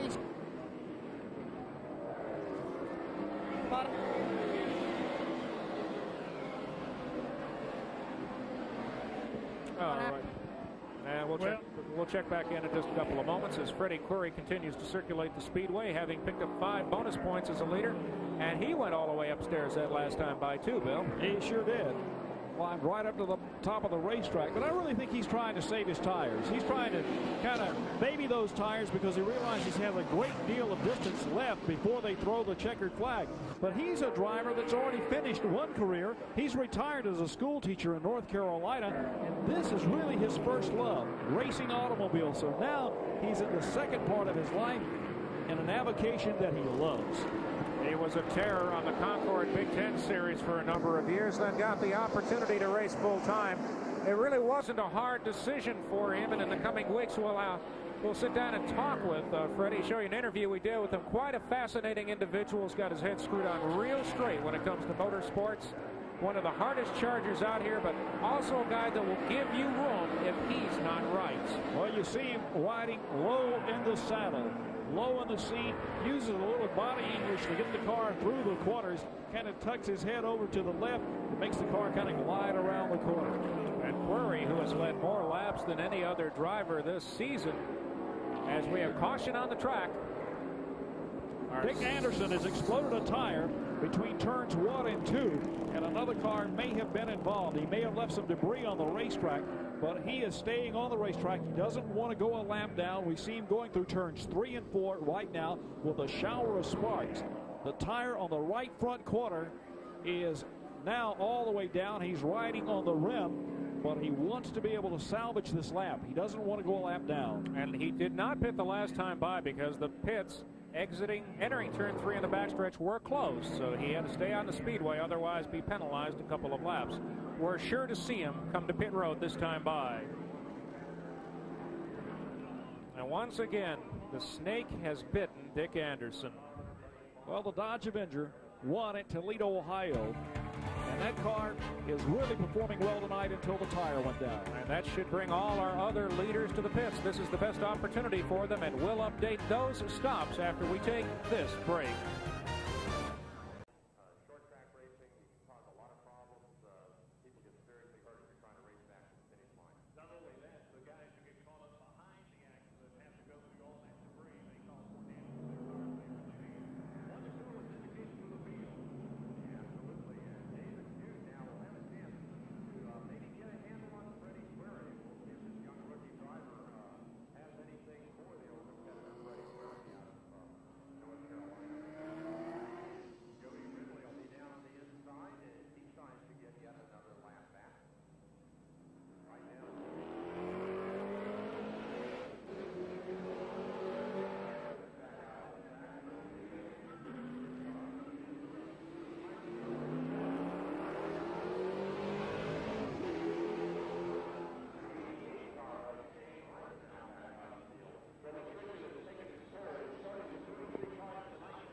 A beautiful night in Birmingham, Alabama. A torrid night of racing at the Fairground Speedway as we're back to green, and Freddie Query leads the charge back into turn 1, but Dick Anderson came back to the pits a second time. He now has 4 fresh tires, Bill, and he will come storming through the field, we are sure. Someone just lost a tailpipe or an exhaust pipe in turn 1. The yellow is coming out immediately. It came out from beneath one of the cars going through the corner. It spewed up to the outside retaining wall and is on the track there. Possibly came off Marty Lindley's car. But the field now under tow of the yellow flag as the pace car is getting ready to come back out onto the racetrack once again on that restart. We lost a tailpipe or a drive shaft off from a car. Let's go to the pits and Doug Rice to see what the strategy is for our race leader in these closing circuits. Mark Lanfear, the crew chief for our race leader, Freddie Query. Mark, what lap did you guys come in on? We came in on lap 107, took 4 tires, and after we knocked the toe in out of it, we ain't coming back. We're just going to see if we can win it and have a good day. I tell you, if you guys pull this off, that's a heck of a comeback. I tell you what, Terminal Truck and Motorsports has probably got 2 of the best drivers in the business, Freddie Query and Rich Bickle. You can't just say enough about them guys. They just drive their hearts out. And fellas, that's not an idle boast, because if you look at their records, 2 drivers have 2 victories this season, Freddie Query and Rich Bickle. They've won half the races through the 8 that we've contested so far. This is stop number 9 on the Hooters Cup Trail. $500,000 in postseason bonus awards await these drivers, with the lion's share of that, $110,000, going to the man who claims the series championship. Presently, Freddie Query is atop those standings. A number of drivers visited the pits under this caution, including Mario Gosselin in the Eddie Mercer car. Larry Raines was in, Billy Bigley was in, and right now the 92 car, the Dodge, also is in the pits, and he's not on the racetrack. And that's a story we'll keep our eye on, as we thought Dick Anderson might be in the best position of anybody to win this race, but he remains in the pits. And at this point has gone a lap down as they pass him in turn 3. Well, he may be on the track down at the bottom. I'm trying to look. It's kind of dark out here. And that is, we'll take that back. It's hard to tell from the vantage point that we have here. You've actually got the best seat in the house at home, as indeed Dick Anderson is still on the racetrack. We correct ourselves, and he has just moved to the point. For a driver who had been in the pits just a couple of laps ago on 2 occasions, came back on the tail end, and all of a sudden he finds himself at the front after this last caution. So Dick Anderson, looking to become a multiple winner this year, drove to victory in Toledo, has the fresher tires. I think Freddie Query at this point is just hanging on, trying to get the best possible finish he can. His tires are at least 55 laps older, but I don't think Freddie Query's ready to give up the chase yet. He has closed back up on Anderson ever so slightly. Down the back straightaway, as we see the car stream into turn 3. Camera view. Freddie Query goes to the high side. David Jude is running in the top 5 right now in the 2 car, having a very strong run for the leading Rookie of the Year candidate. Yeah, the CNC Racing Chevrolet having a tremendous effort, by far his best of the year. He qualified very well at Hickory, but then didn't finish so well. But he's shown a lot of talent in different spurts throughout the year. Dick Anderson may have lost a lap in the pits and came back to the inside on the restart. And he may be on the tail end of the lead lap right now. And we'll try to get an update from Hooters scoring on that. We apologize for any confusion there may be. In short track racing, tracks like this where a lot of activities going on in a hurry, sometimes kind of hard to keep them all straight, but we'll get that updated for you here in just a second. Hooters is reviewing the scoring right now, but Freddie Query across the stripe is being shown as the leader. Is that true, Mark? That is correct. We've got it officially from Hooters scoring that Freddie Query continues as our race leader, but Anderson is back on the tail end of the lead lap. And another caution here anytime soon. He gets to wind his way all the way back around the speedway, hook onto the tail end of the lead lap line. And so he doesn't have to do all that much work with a little bit of help from another driver. Freddie Query working off the second quarter now And even though the Dodge Avenger is running in front of him, it's on the tail end of the lead lap. We're going to try to get a complete serial rundown on the scoring here in a moment, so we'll know who's in the lead lap and be able to pass that information along to you, because there was a jumble during the last caution period. And unofficially from Hooters scoring as we read it now, behind Freddie Query, David Jude, a tremendous effort. His best of the year by far. Then it's Matt Kenseth, Hal Goodson, Mike Garvey, Larry Raines, Marty Lindley, Derek Kelly, and Mario Gosselin. So unofficially that's where we stand as we are approaching the 200 lap mark. Dick Anderson's going to have a tough time staying in front of the race leader, who may very well put him a lap back now. As now Freddie Query really got a handle on his race car as he's running almost on the rear bumper of the leader as they go by the speed shot in the first quarter. And he's got a real quandary, doesn't he, Bill? Can he get past him? Should he try to get past him and burn out his tires and put Anderson back a lap down? What strategy does he play out? When you start taking a look at the strategy now, everybody's taken on their tires, they've taken on their fuel. Now you go for both, but you want some tires for the last little bit of green flag run at the conclusion of the race. One of the drivers who's running a very conservative line around the racetrack has been David Jude. Jude in the 2 car, though, is drawing closer and closer to the leader, Query. Query better look up at his rearview mirror and see that the 2 car is advancing through the field, and that may be the driver he's going to have to battle in the closing laps of competition. But another driver who's having a fine run is sitting in 3rd place, and that is young Matt Kenseth, who's been to victory lane before in the series. Freddie Query, our lap leader so far this season, padding that advantage. Also, of course, picking up 5 bonus points for leading the event. I don't think the issue of leading most laps has been clinched yet, so there's the opportunity to gain some additional points there. Every single one of them is important. Just as Jeff Gordon last year, by leading more races than any other driver by far, that gave him the points pad he needed to win the Winston Cup Championship. And I'm sure that is not lost on Freddie Query or any of these other drivers contesting the Hooters Cup title. Well, Query, every time he's been running, has normally been in the top 5. He's been the most consistent driver of anybody out there. The only problem he normally runs into is when Lady Luck frowns on him and he finds himself at a disadvantage. But tonight he overcame that frown and is now finding Lady Luck smiling on him.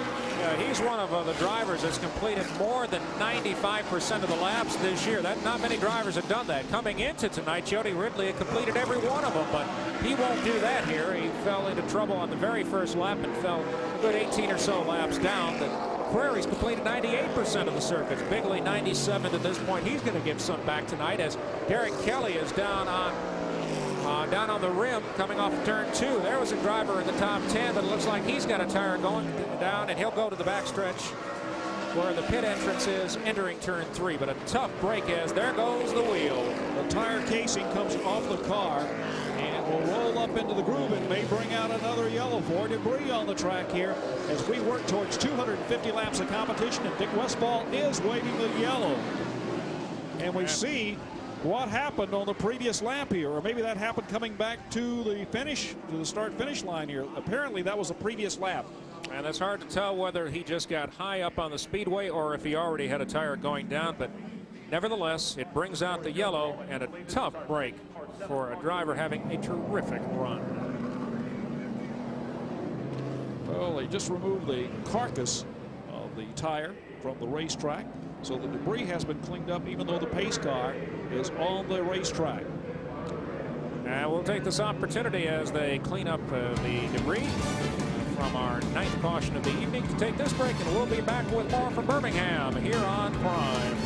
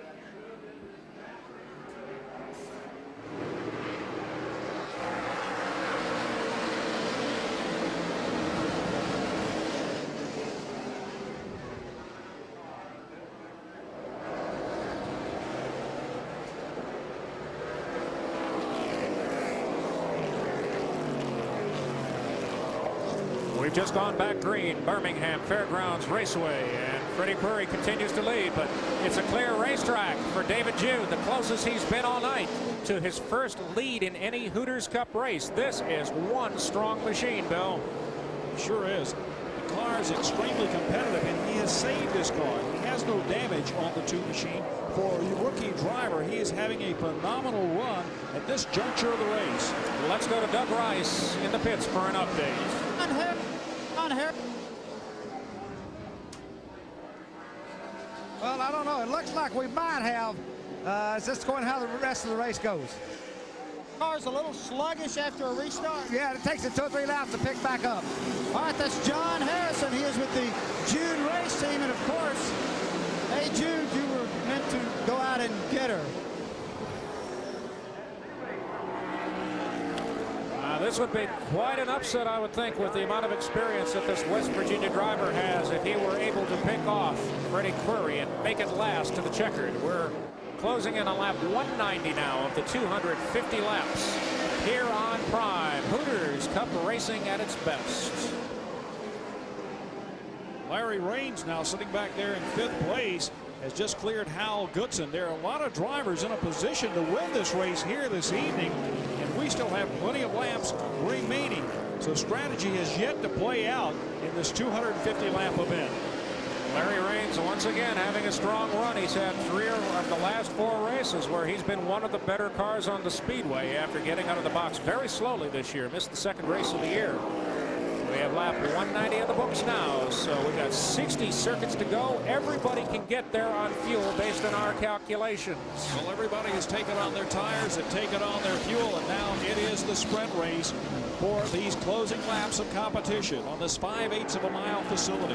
Now they're limited to 8 tires for the race. The 4 they qualify on, and then 4 others throughout the course of the contest. But they can put those qualifying tires back on later in the event if they want, so that these tires, as we mentioned earlier, will spin in turn 4, and that is the 6 machine that has gone around. Kelly once again bringing out another yellow on lap 189. Derek Kelly, who's been responsible partly or in whole for 4 of our cautions tonight, has gone around but hasn't hit anything, and that's the good news. But he's seen the field come at him a couple of times tonight. Not the best angle to race. Well, it's going to tighten the field back up once again. As Freddie Query being shown as the leader. A number of drivers look like they're going to give up their track position and head to the pits. As we see Dick Anderson along with Mike Garvey pull up abreast of the pace car. What a change in strategy for Garvey from the previous event. Couldn't get to the pits at all. Had to run 259 laps at Kenley on the same tires and 1 tank of fuel. This time he's already been to the pits twice before. It looks like he's going to make it 3 times. All these drivers said the track surface is rough on the tires. The handle will go away very quickly here. And that may be the case with Garvey. He may be having to go all the way back and pick up one of the better tires that he had on the original set because the handle's going away. Garvey's crew working in the pits, remounting the rubber he started the race on. And now that it's gone through its heat cycle, like we were talking just before that yellow, these tires don't give up much after you've built heat through them once. So does that give Mike Garvey an advantage? Only a few laps under green will begin to give us an answer to that question. Well, Dick Anderson went into the pits and followed him out as another one of the drivers trying to stay on the lead lap rather than go a lap down. Mike Garvey sitting 5th in the points. He's had a good strong run tonight. Has yet to lead the contest, but has rarely been out of the top 5 except for routine pit stops. A reminder to our new viewers across the Hooters Racing Network that we'll race over the next couple of weeks here. Once in Lakeland, Florida at the USA International Speedway on July 4th. A fireworks show sure to ensue there. Then we go to Huntsville, Alabama on July 20th. And that will be a dynamite show on that little quarter mile as Matt Kenseth, he's also back in the pits. That is Matt Kenseth in the 68 car. Spencer follows Billy Bigley back out of the pits. All these drivers showing some type of late race strategy. And we should be going back to green racing, this time by the flag stand, as Dick Westfall gave them 1 to go last time by. Freddie Query continues as the leader. And just before we go back to green, let's go back to the pits quickly to Doug Rice. 22 car, Mike Garvey. Brian, explain your tire strategy. What exactly have you guys done? Well, in our first pit stop, we took on rights. And on our second pit stop, all we did was interchange the lefts, front to rear. So we used the same amount of tires. Then we got a fresh set of rights for our last stop. So hopefully that'll take us the rest of the way. Well, the tires he put on that car was Trouble. hard in the wall. Hard into the wall as he climbs the banking down the turn 2, and David Jude gives up second place and most of his race car. What a terrible ending to a terrific race. Jude is okay. He's moving around in the car, but goes from elation of a strong performance to dejection after a hard hit coming off of turn 2 down the backstretch. I'll mirror exactly what you said. It's a roller coaster ride of emotion. You're sitting there in your second place. You feel like, hey, I got a chance to win this race. And now let's take a look at the replay on what happened. And just way too high coming off of turn 2, up in the marbles. He's doing a little bit of tree mowing there. What happened once again is the highway barrier, because it has a little angle at the bottom of it, and the concrete draws the tire up and it tries to ride over the top of the wall. And that's what happened to David Jude. Finally hit the steel guardrail at the end of the back straightaway, but he has totally demolished what was a front-running race car for the Rookie of the Year candidate. And heads-up driving by everybody behind to keep that a single-car incident. And that's just sheer frustration. There was no contact. He was just up high in the speedway.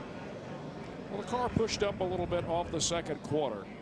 And that little bit of push, 3 inches over, the tire started picking up on the highway barrier. And the next thing you know, here we take a look at it again. Now watch him. He comes out of the corner. He's going a little high. He's in the marbles now. He's in the gray stuff. He barely tags one. Then he hits another one. Then the car bounces up the air and it starts to grab. Then it tries to ride over the top of the outside retaining wall, showering sparks as the concrete scrapes all of his chassis from beneath the car. And then finally, he's got no steering and into the Armco guardrail. So second place is out for the night. This will shuffle things up yet again, as we have now got about 50 laps to go here in Birmingham. Boy, we got a long way to go, and it's going to be an exciting finish, so don't you dare touch that dial. More Hooters Cup racing here on Prime right after this.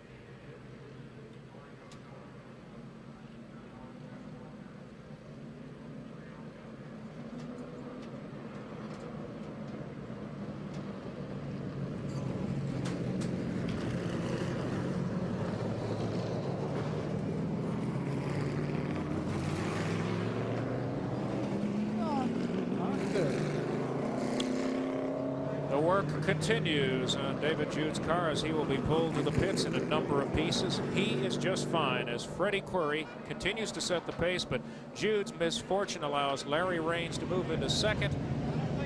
And he's talking to his crew now, trying to explain what happened. And one frustrated driver and one dejected crew.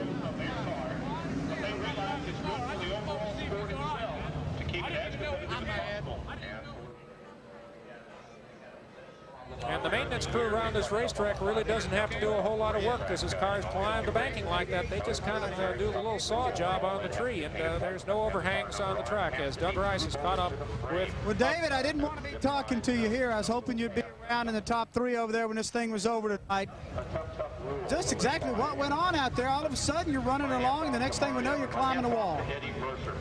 Well, we got the wrong we got a 4-speed in the car, and we can't hardly get a good jump. But once we get going, we're a pretty fast car, and the 88 just kept pinching us down. Really, I don't know. I don't think it's his fault. He is down under us, and when you come up these walls over here, there ain't much room for 2 cars whenever the low guy comes up. We kind of squeezed in there, and I got in the wall, and the car climbed the wall, and the throttle stuck. It bent something, stuck the throttle on it. We went down through our scooting pretty good. Had to be satisfied, though. This is the best car you've had all year long, it looked like. It's not the best. I had one better at Kenley, but we're getting up there. I've got a guy now that John Harrison, he has really helped me so much with this car, and he can make the thing stick in the corners, and all I got to do is mash the gas. All right, so there's David Jude, not where he wanted to be, but fairly reflective after having a great night just disappear on him. And talk about being in the right place at the right time. Our cameraman over there in turn 3 had, I'll tell you, a $500 seat to a big incident. And I'll tell you what, I've run camera on races, and when you got a car coming at you that's riding the wall, sometimes you ask yourself, do I really want to stay here and continue to follow this accident? I'm surprised he didn't abandon his position and take a jump or a leap off of the scaffolding. The one thing about David Jude said something that was kind of important that makes you a race driver. He was still showing optimism. Next week, I'll be back. This man can make a car handle. That's why I was running good. And that's the fire that keeps a race driver running. But that's the kind of encouragement that he needs too. The encouragement comes from results, from finishing in the top 15, then working your way into the top 10, then getting into the top 5 and being competitive. And he got a taste tonight of what it's like to compete for victory. And that will keep him going all week, despite the fact that his car is going home in about 30 pieces. He saw a checkered flag waving in his future. And that may not be far from the truth, as Freddie Query leads us back to green on lap 203. 47 circuits to go around this 5/8 mile speedway as Shane Rice trying to get himself back on the tail end of the lead lap. Query is the man who has set the pace, but Larry Raines sitting there in the runner-up spot. He's trying to get to the lead for the first time this year. He's downstairs on our race leader and can't do it this time, as there is a great battle for the lead. Al Goodson is right behind him, and Goodson in the 16 car may make it a triple abreast threat. Moving off of the 4th corner, Query goes to the high side. Raines comes to the bottom. Goodson looks around to see which way he needs to go. The car in front of them is a lap car. That is Shane Rice. And there, Raines looks inside. A little nudge, that was contact. Raines will go back up high side. They'll try to get around Shane Rice and then settle the issue between them. And it's where you catch lap traffic a lot of times that determines when you'll be able to pass him. And now that they have dispatched with him, look at Raines go downstairs. Raines goes underneath, going through turn 2, side by side for the lead in the final 5th of this race. Larry Raines trying to get to the front for the first time this year. And there is debris. You see it right there in the front stretch. It does not appear to be metal debris. It looked like a piece of plastic, but we'll keep an eye on it. Raines has got a fender in front. Can he hold it? Query on the high side. He's been strong there before. What he ran over was a brake nut made out of plastic. And hang on, here goes Raines around. And his bid for the lead will go back to at least 8th or 9th place. We will stay green. No yellow. He did a full 360. Came around to the bottom of the racetrack, picks the throttle back up, puts it back in gear.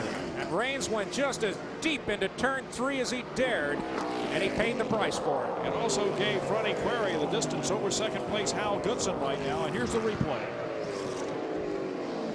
You see him get into the corner at the bottom of the racetrack. He goes out of view.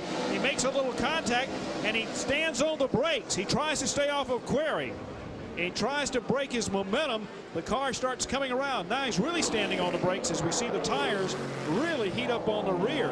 And he's trying to gather some traction. Look at everybody else. Yeah, everybody else trying to elude him. And when Raines gets off the speedway, self-cleaning off of turn 4, everybody gets by. But can you imagine the feel Freddie Query had when all of a sudden he's going half sideways through turn 4? That is not a fun feeling. Well, it was all elbows, that's for sure. And that is now Hal Goodson in 2nd place. Goodson has yet to drive to victory lane in the series. So now he's looking at his best finish of the year, if he can maintain the spot. But he's getting pressure. Pressure, the battle for second place. Marty Lindley and Goodson side by side and wheel to wheel as we see Larry Rain's car crippled following that spin, showing a lot of smoke.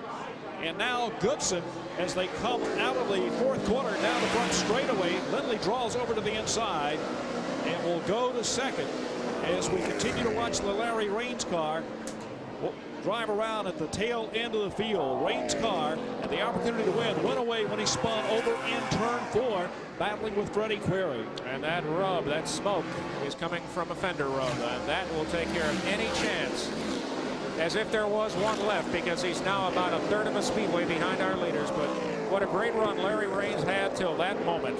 The man on a mission is Marty Lindley, the Greenville, South Carolina driver, a second-generation competitor. His father, the late Butch Lindley, lost his life down in Florida in an all-pro race at the end of the season back in the late 70s. This young man grew up without a father, but everybody told him just how great his dad was in what was called sportsman competition before it became Busch Grand National Racing. And now he's in a position to win here tonight after starting the last 2 races on the outside of the front row. He's only 5 car lengths behind Query, and he has fresher tires. He came in about 20 laps later on our unofficial count here. So the question is now, can he catch him? And then the bigger question is, can he get around the series points leader? An impressive performance by a couple of young drivers tonight. Certainly drivers who lack experience, but certainly are running with a bold heart and a desire to claim a checkered flag here at Birmingham. This is not an easy track. If you can win here, you can probably win anywhere. It's that tough. And first to fourth is covered by only 2 seconds. As Query maintains now, it's about a 4-length advantage. Lindley has closed on him a little bit. Garvey has closed on Goodson in the battle for third. Our race leader battered and beaten, but on the point. Second place, Lindley's got a few scars on his car, as does the third place Goodson, who gets a little nudge coming off a 2 and goes low. We'll see Garvey go high through 3. Can Garvey make it stick? Remember, he just mounted some rubber a couple of moments ago. It should be good, and he is. He's up to third. Chevrolet Monte Carlo going to the high side and passing the Pontiac of Hal Goodson, the Darlington, South Carolina driver, who earlier this year was racing in a Ford, but the 75 pounds of additional weight in this series told him, hey, I need a different car. So he picked himself up a Pontiac after having a test drive in Lee McAllister's built car out of Greenville, South Carolina. Lee McAllister's going to award a driver in the series a brand new chassis, complete at the banquet in January. This is a battle for position on the track between the 5th and 6th place drivers in the series points. Garvey 5th, Goodson 6th, and this is a terrific battle on the track, as Goodson not ready to give up third yet, but Garvey seems to have a little better line around the racetrack. Al Goodson in the car sponsored by Hooters, and he is loose. Look at the car almost slide out from beneath him out of the second quarter. He's really getting a bit too high, starting to run into the marbles and the loose rubber that has been kicked up there over the 200 laps of competition. But now the battle for the front has been joined. Lindley has closed right up to the rear of Query in the 8th. Larry Rains just moments ago was battling Query for the lead. Now he'll be lapped. Rains doesn't want to go a lap down. He wants to stay on the lead lap and perhaps salvage a great finish, but now he finally gives it up and flags Query on by. The handle has clearly gone away on that 37 Chevrolet, the Rains Racing Chevy. But an entertaining performance and a strong one by him tonight. An especially strong performance by Marty Lindley. He can feel it, but he can't cash the check yet. Query's already got 2 winners checks to his credit this year. The young man that used to build his go-kart racing engines used to come home to Myrtle Beach on the weekends and say, this kid, Marty Lindley, is going to be one tough competitor. He certainly's got something in the genes, and he's showing it tonight. If you're just joining our telecast of Hooters Cup coverage here on Prime, let's fill you in a little bit. We're pushing lap 221, 29 circuits to go. The man on the point is Freddie Query, the series points leader. He took the lead a little bit past mid-race. Now Lindley looks downstairs, trying to get back to the lead he had earlier. Not this time. But Lindley has let Query know that he's strong and he wants the point back. He also realizes he has enough laps to really work on Freddie Query psychologically. As he bobs and weaves across the track, he makes Query really wonder which way he's going. And this is where your spotter and crew chief, Bill, particularly come into play for a young driver. Well, you certainly want to clear the guy you're trying to pass. You don't need to take him out, because if you do, chances are you're going with him. And both of these cars previously suffered some damage, and we really thought that they were almost out of competition. But both of them have fought valiantly back to the front of the field, running first and second. This is a typical short track Hooters Cup race. Lindley back there again. It looks like he's getting off too a little bit better than Query. He wants to make a run on him. He wants to move Query up to the high side of the racetrack and make the dive out of one of the corners. He doesn't want to use the tires up getting into the corner, and he feels like that if he can get by him, he can probably pull away from him, because he's been turning some pretty quick lap times. And Garvey has cleared Goodson and has pulled to a 10-car length advantage for third, so that battle is over. This is the battle we'll watch up front, because one of these two men is likely to take home $15,000 tonight. Yellow. So we've got a yellow on the track. Yellow flag waving. We have a car stuck in the wall between turns 3 and 4. Looks like Larry Raines. And it is indeed. We saw a fender rub a few laps ago, and we have to wonder if that did not indeed cause a tire to go down.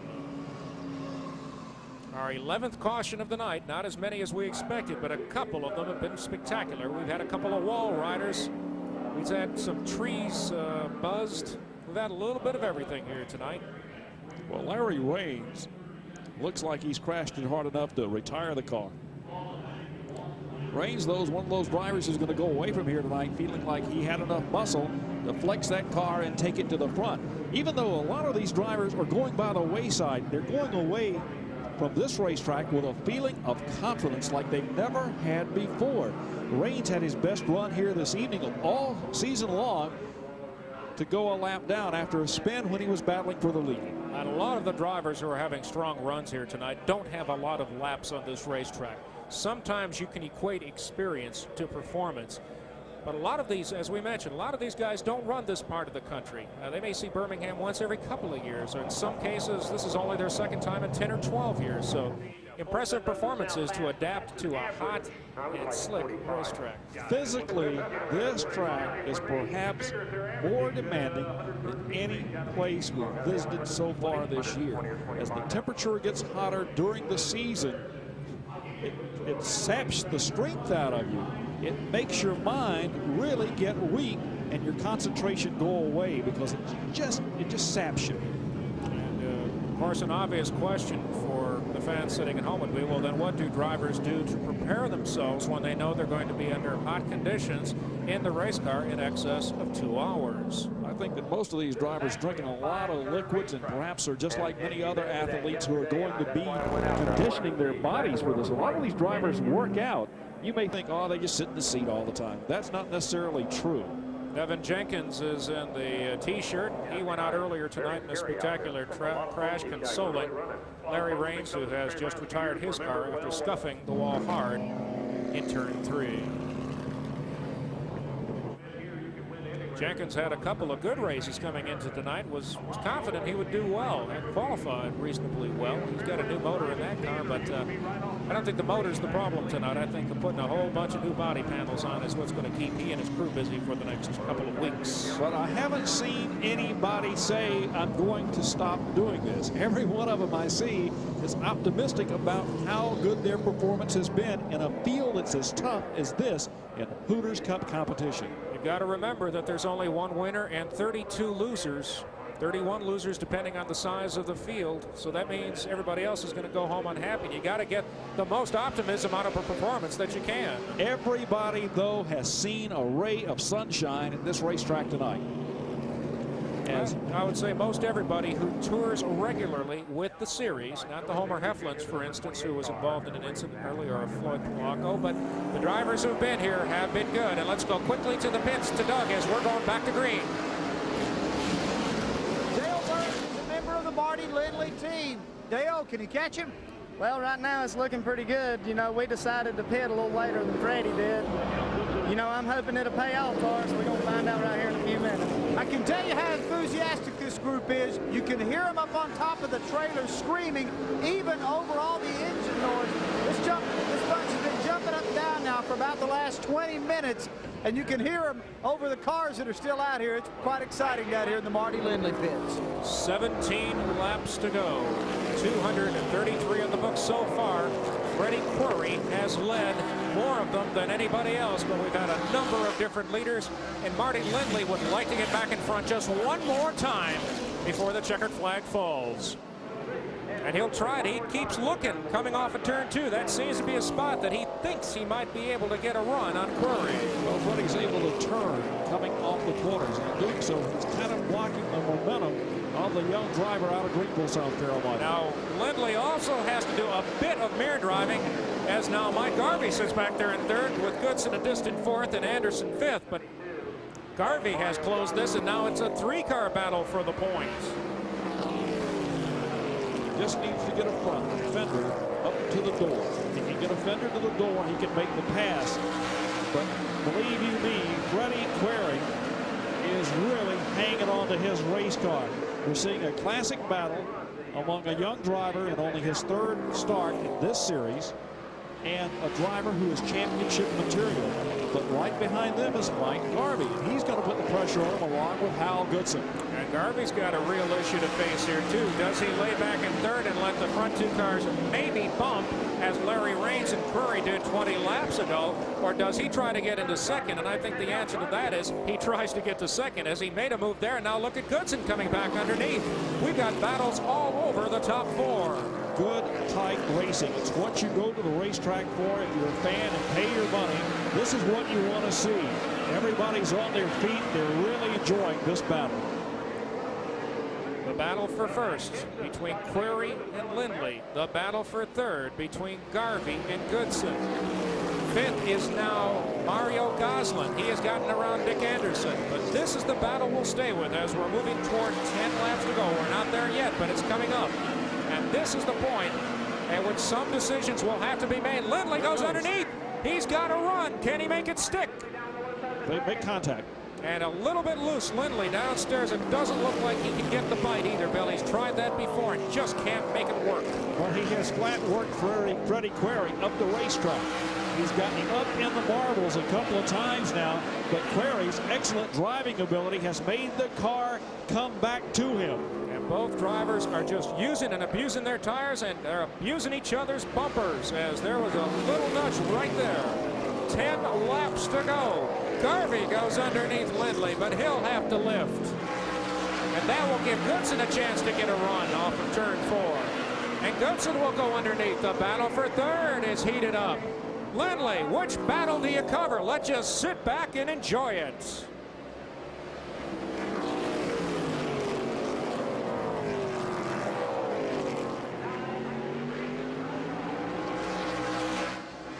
Nine circuits, this time by.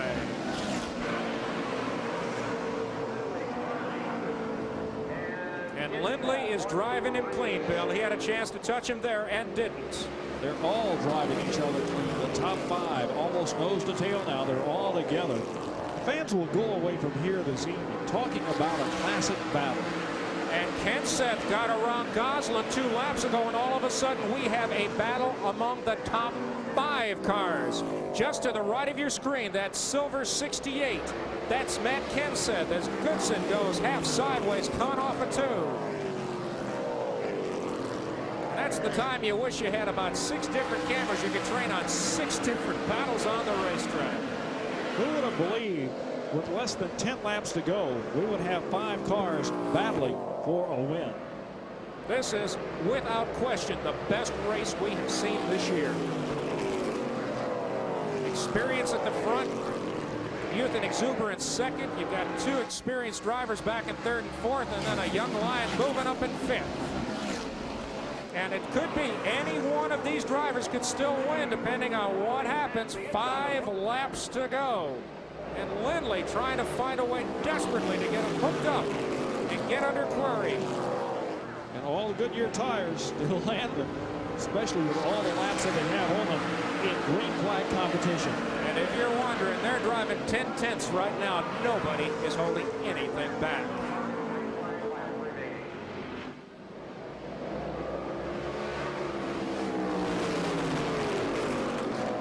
And let me tell you something, even though Freddie Query's at the front of the field, mirror driving, Bill, is one of the hardest things to do in racing. Laps are winding down for these drivers, and it's still almost anybody's race. And Lindley looks underneath again. Lindley trying on stairs, but can't make it go this time. How many times have we seen this over the last 30 laps? Marty gets half a run, but can't make it work. Now look underneath. That's Matt Kenseth. He's trying to take over third. Then Lindley will go downstairs again. The best run he's had yet. And he moves to the lead. Can he make it stick? Look at that, 2 by 2 with 4 laps to go. 3 wide down the backstretch. And Lindley has taken the point.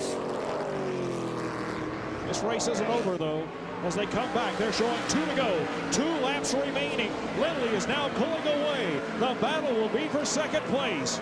And look at Goodson. They're going to try 3 wide hill lift. What a great battle for the runner-up spot. Everybody's tires are shot, but Marty Lindley coming by this time will take the white flag. One more circuit for one of the most dramatic victories we will see all year for certain in this series. Lindley opens up the advantage. Goodson now will challenge Query for second. They are nose to tail. 4 car lengths separate second through 5th, but up front, Marty Lindley, a second-generation late model driver, makes his dad proud and takes victory in Birmingham. Second will go to Query by 2 feet over Hal Goodson. What a race. A great race, one that the fans will remember for many years to come. When Marty Lindley, the son of the late Butch Lindley, scored his first Hooters Pro Cup victory here at Birmingham. And what a great race he ran. If you don't like this race, if you didn't like this race, then you don't like stock car racing. It doesn't get any better than this. Dick Westfall came off of the flag stand to come down trackside and congratulate this young driver from Greenville, South Carolina.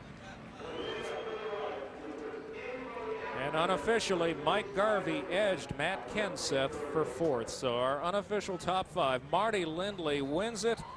Freddie Query takes home 2nd. Will extend his series points lead because of the problems of Jody Ridley. 3rd goes to Hal Goodson. 4th to Mike Garvey. And 5th to Matt Kenseth. The 4th start at Birmingham for Marty Lindley has culminated in victory as he climbs from the car and the crowd greets him with a resounding cheer.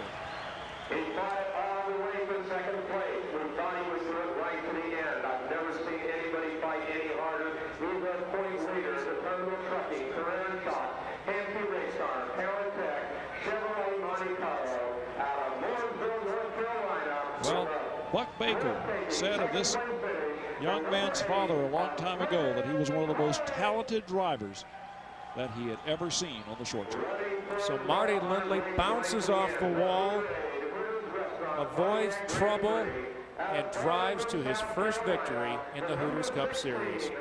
We'll be back after this when we remind you first that this telecast of the Coca-Cola 250 has been brought to you by Hooters Restaurants, home of world-famous chicken wings and the nearly world-famous Hooters girls. Hooters Restaurants, delightfully tacky yet unrefined. By Naturally Fresh Foods. If it has our name on it, it's 100% natural, 100% delicious, 100% naturally fresh. And by Hooterade, the new sports drink from Hooters that gives something back. And we'll be back right after this.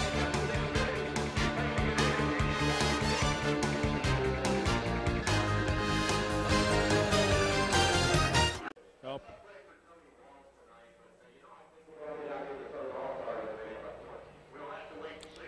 We are back.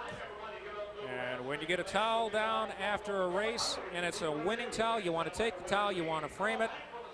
You want to get everybody around you that helped make it a success tonight, and that's the story with Marty Lindley.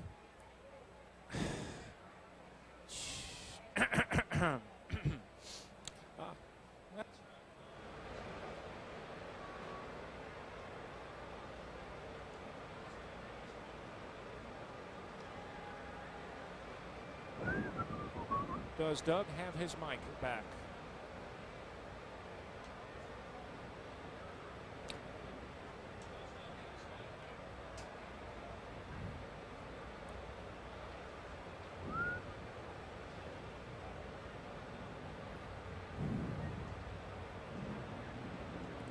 Back at Birmingham, and everybody here, including us, is drained and exhilarated at the same time for one of the best races that you will ever see on a short track anywhere in America. Doug Rice is standing by with tonight's winner. All right, Marty Lindley is here in victory lane, and Marty, you had to work for every inch of this one tonight. I tell you what, I believe that's the hardest race I ever run. We got the lead early, and I bumped the wall over coming off turn 2, and I just had to gather my thoughts back up and calm down and set a good pace again. And just after we come in and got tires, the car was a little tight, and it took us longer than I thought to get back up through there, but hey, we made it. Marty, you had to wrestle the lead from an awfully tough hombre. Old Freddie Query out there leading you, and you made 3 or 4 runs at him. Did you ever think you were going to manage to get under him? Well, I'll tell you what, I had to run a little bit, get on the bottom. Then if I couldn't pass him within 2 laps, it'd get my tires so hot, so I had to get back behind him and cool my tires off and get another run. I tell you what, that last run, I just got into one hard enough to get up beside him, and that's what done it. Marty, capturing this win here tonight, is this the biggest one for you? Yes, it sure is. I tell you what, I can't believe I've won one of these races already. This is on my 2nd Hooters race this year, and I tell you what, I just can't even believe it. Now, Marty, I'm going to do you a favor here, because later on you're going to kick yourself. I know you got some folks you want to thank, so go ahead and get them in there. I tell you what, George Mappin come along with me 2 years ago, and you know, we don't have a sponsor now, but he's all I got. And if it wasn't for him, I wouldn't be here now. My whole crew, they done a heck of a job all night long, all weekend in practice. I just like to thank Frankie Grill. To me, builds the best race cars they are. Automotive specialist Keith Thornton's got an excellent motor. And I tell you, Thompson Roofing, this Mappin Motorsports crew, we just can't ask for nothing no more. All right, that's Marty Lindley celebrating it here in Victory Lane in Birmingham, Alabama tonight, carrying on a proud family tradition. Other than his 1995 Greenville Pickens Track Championship, his biggest win coming here tonight, and of course he thanked the man that made it all possible, George Mappin, who is in the drapery and bedspread business, has a lot of them in hotels and motels across America. Thank you, George, for making a great race here tonight by bringing this young driver to the Hooters Series. And these are the kinds of people all over the country that lend the support. They're not big dollar sponsors. They love late model racing and make it happen. And we didn't think so with 5 laps to go, but Marty had a big enough advantage where he could shake his fist out the window in jubilation. And here's a look at this. That is one happy young man. As he climbs up on the car, he played it just right. He played it like a fox. He kept moving him out of the corners, coming out of the turns, and then he dove beneath him, getting into turn 1 when I believe Freddie least expected it. Well, 2nd place isn't always good enough, and it won't be tonight for Freddie Query, but still a tremendous run, and he's with Doug. And of course, Freddie Query, the series points leader, he helped himself in that aspect tonight because Jody Ridley had a pretty bad night at the ranch, but Freddie, the kid, gave you all you could handle there, and then he snuck under with just a handful of laps to go. He really did a great job, Doug. You know, I'd like to congratulate Marty Lindley on a fantastic race. You know, he raced me real good there at the end. He just a little bit faster than me. We probably stopped for tires a long time before they did. And you know, I had a good race car here. We messed it up again over early in the race, and things been up in the front end here, but my pit crew did a good job of adjusting a little bit there, you know, and got me back out, and I could drive it. This Automotive Specialist motor's brand new, and this thing ran like a rocket all night long, you know. And say hello to all the terminal trucking people back at home, and thank you for giving the opportunity to be here. And thank goodness we finished 2nd. Did he surprise you where he snuck up under you out there on the racetrack? Well, I kept looking back in the mirror there a little bit, you know, and I saw Mike Garvey back there, and I didn't know Marty had got to 2nd. And yeah, he snuck up under me going in 1 down there. I probably wouldn't have given him quite as much room as what I did, but you know, he run good at the first of the race. He ran good all weekend. You know, I can't take anything away from him. He drove a great race, and considering what all happened to us during this race tonight, you know, I'm just tickled to death again to finish 2nd.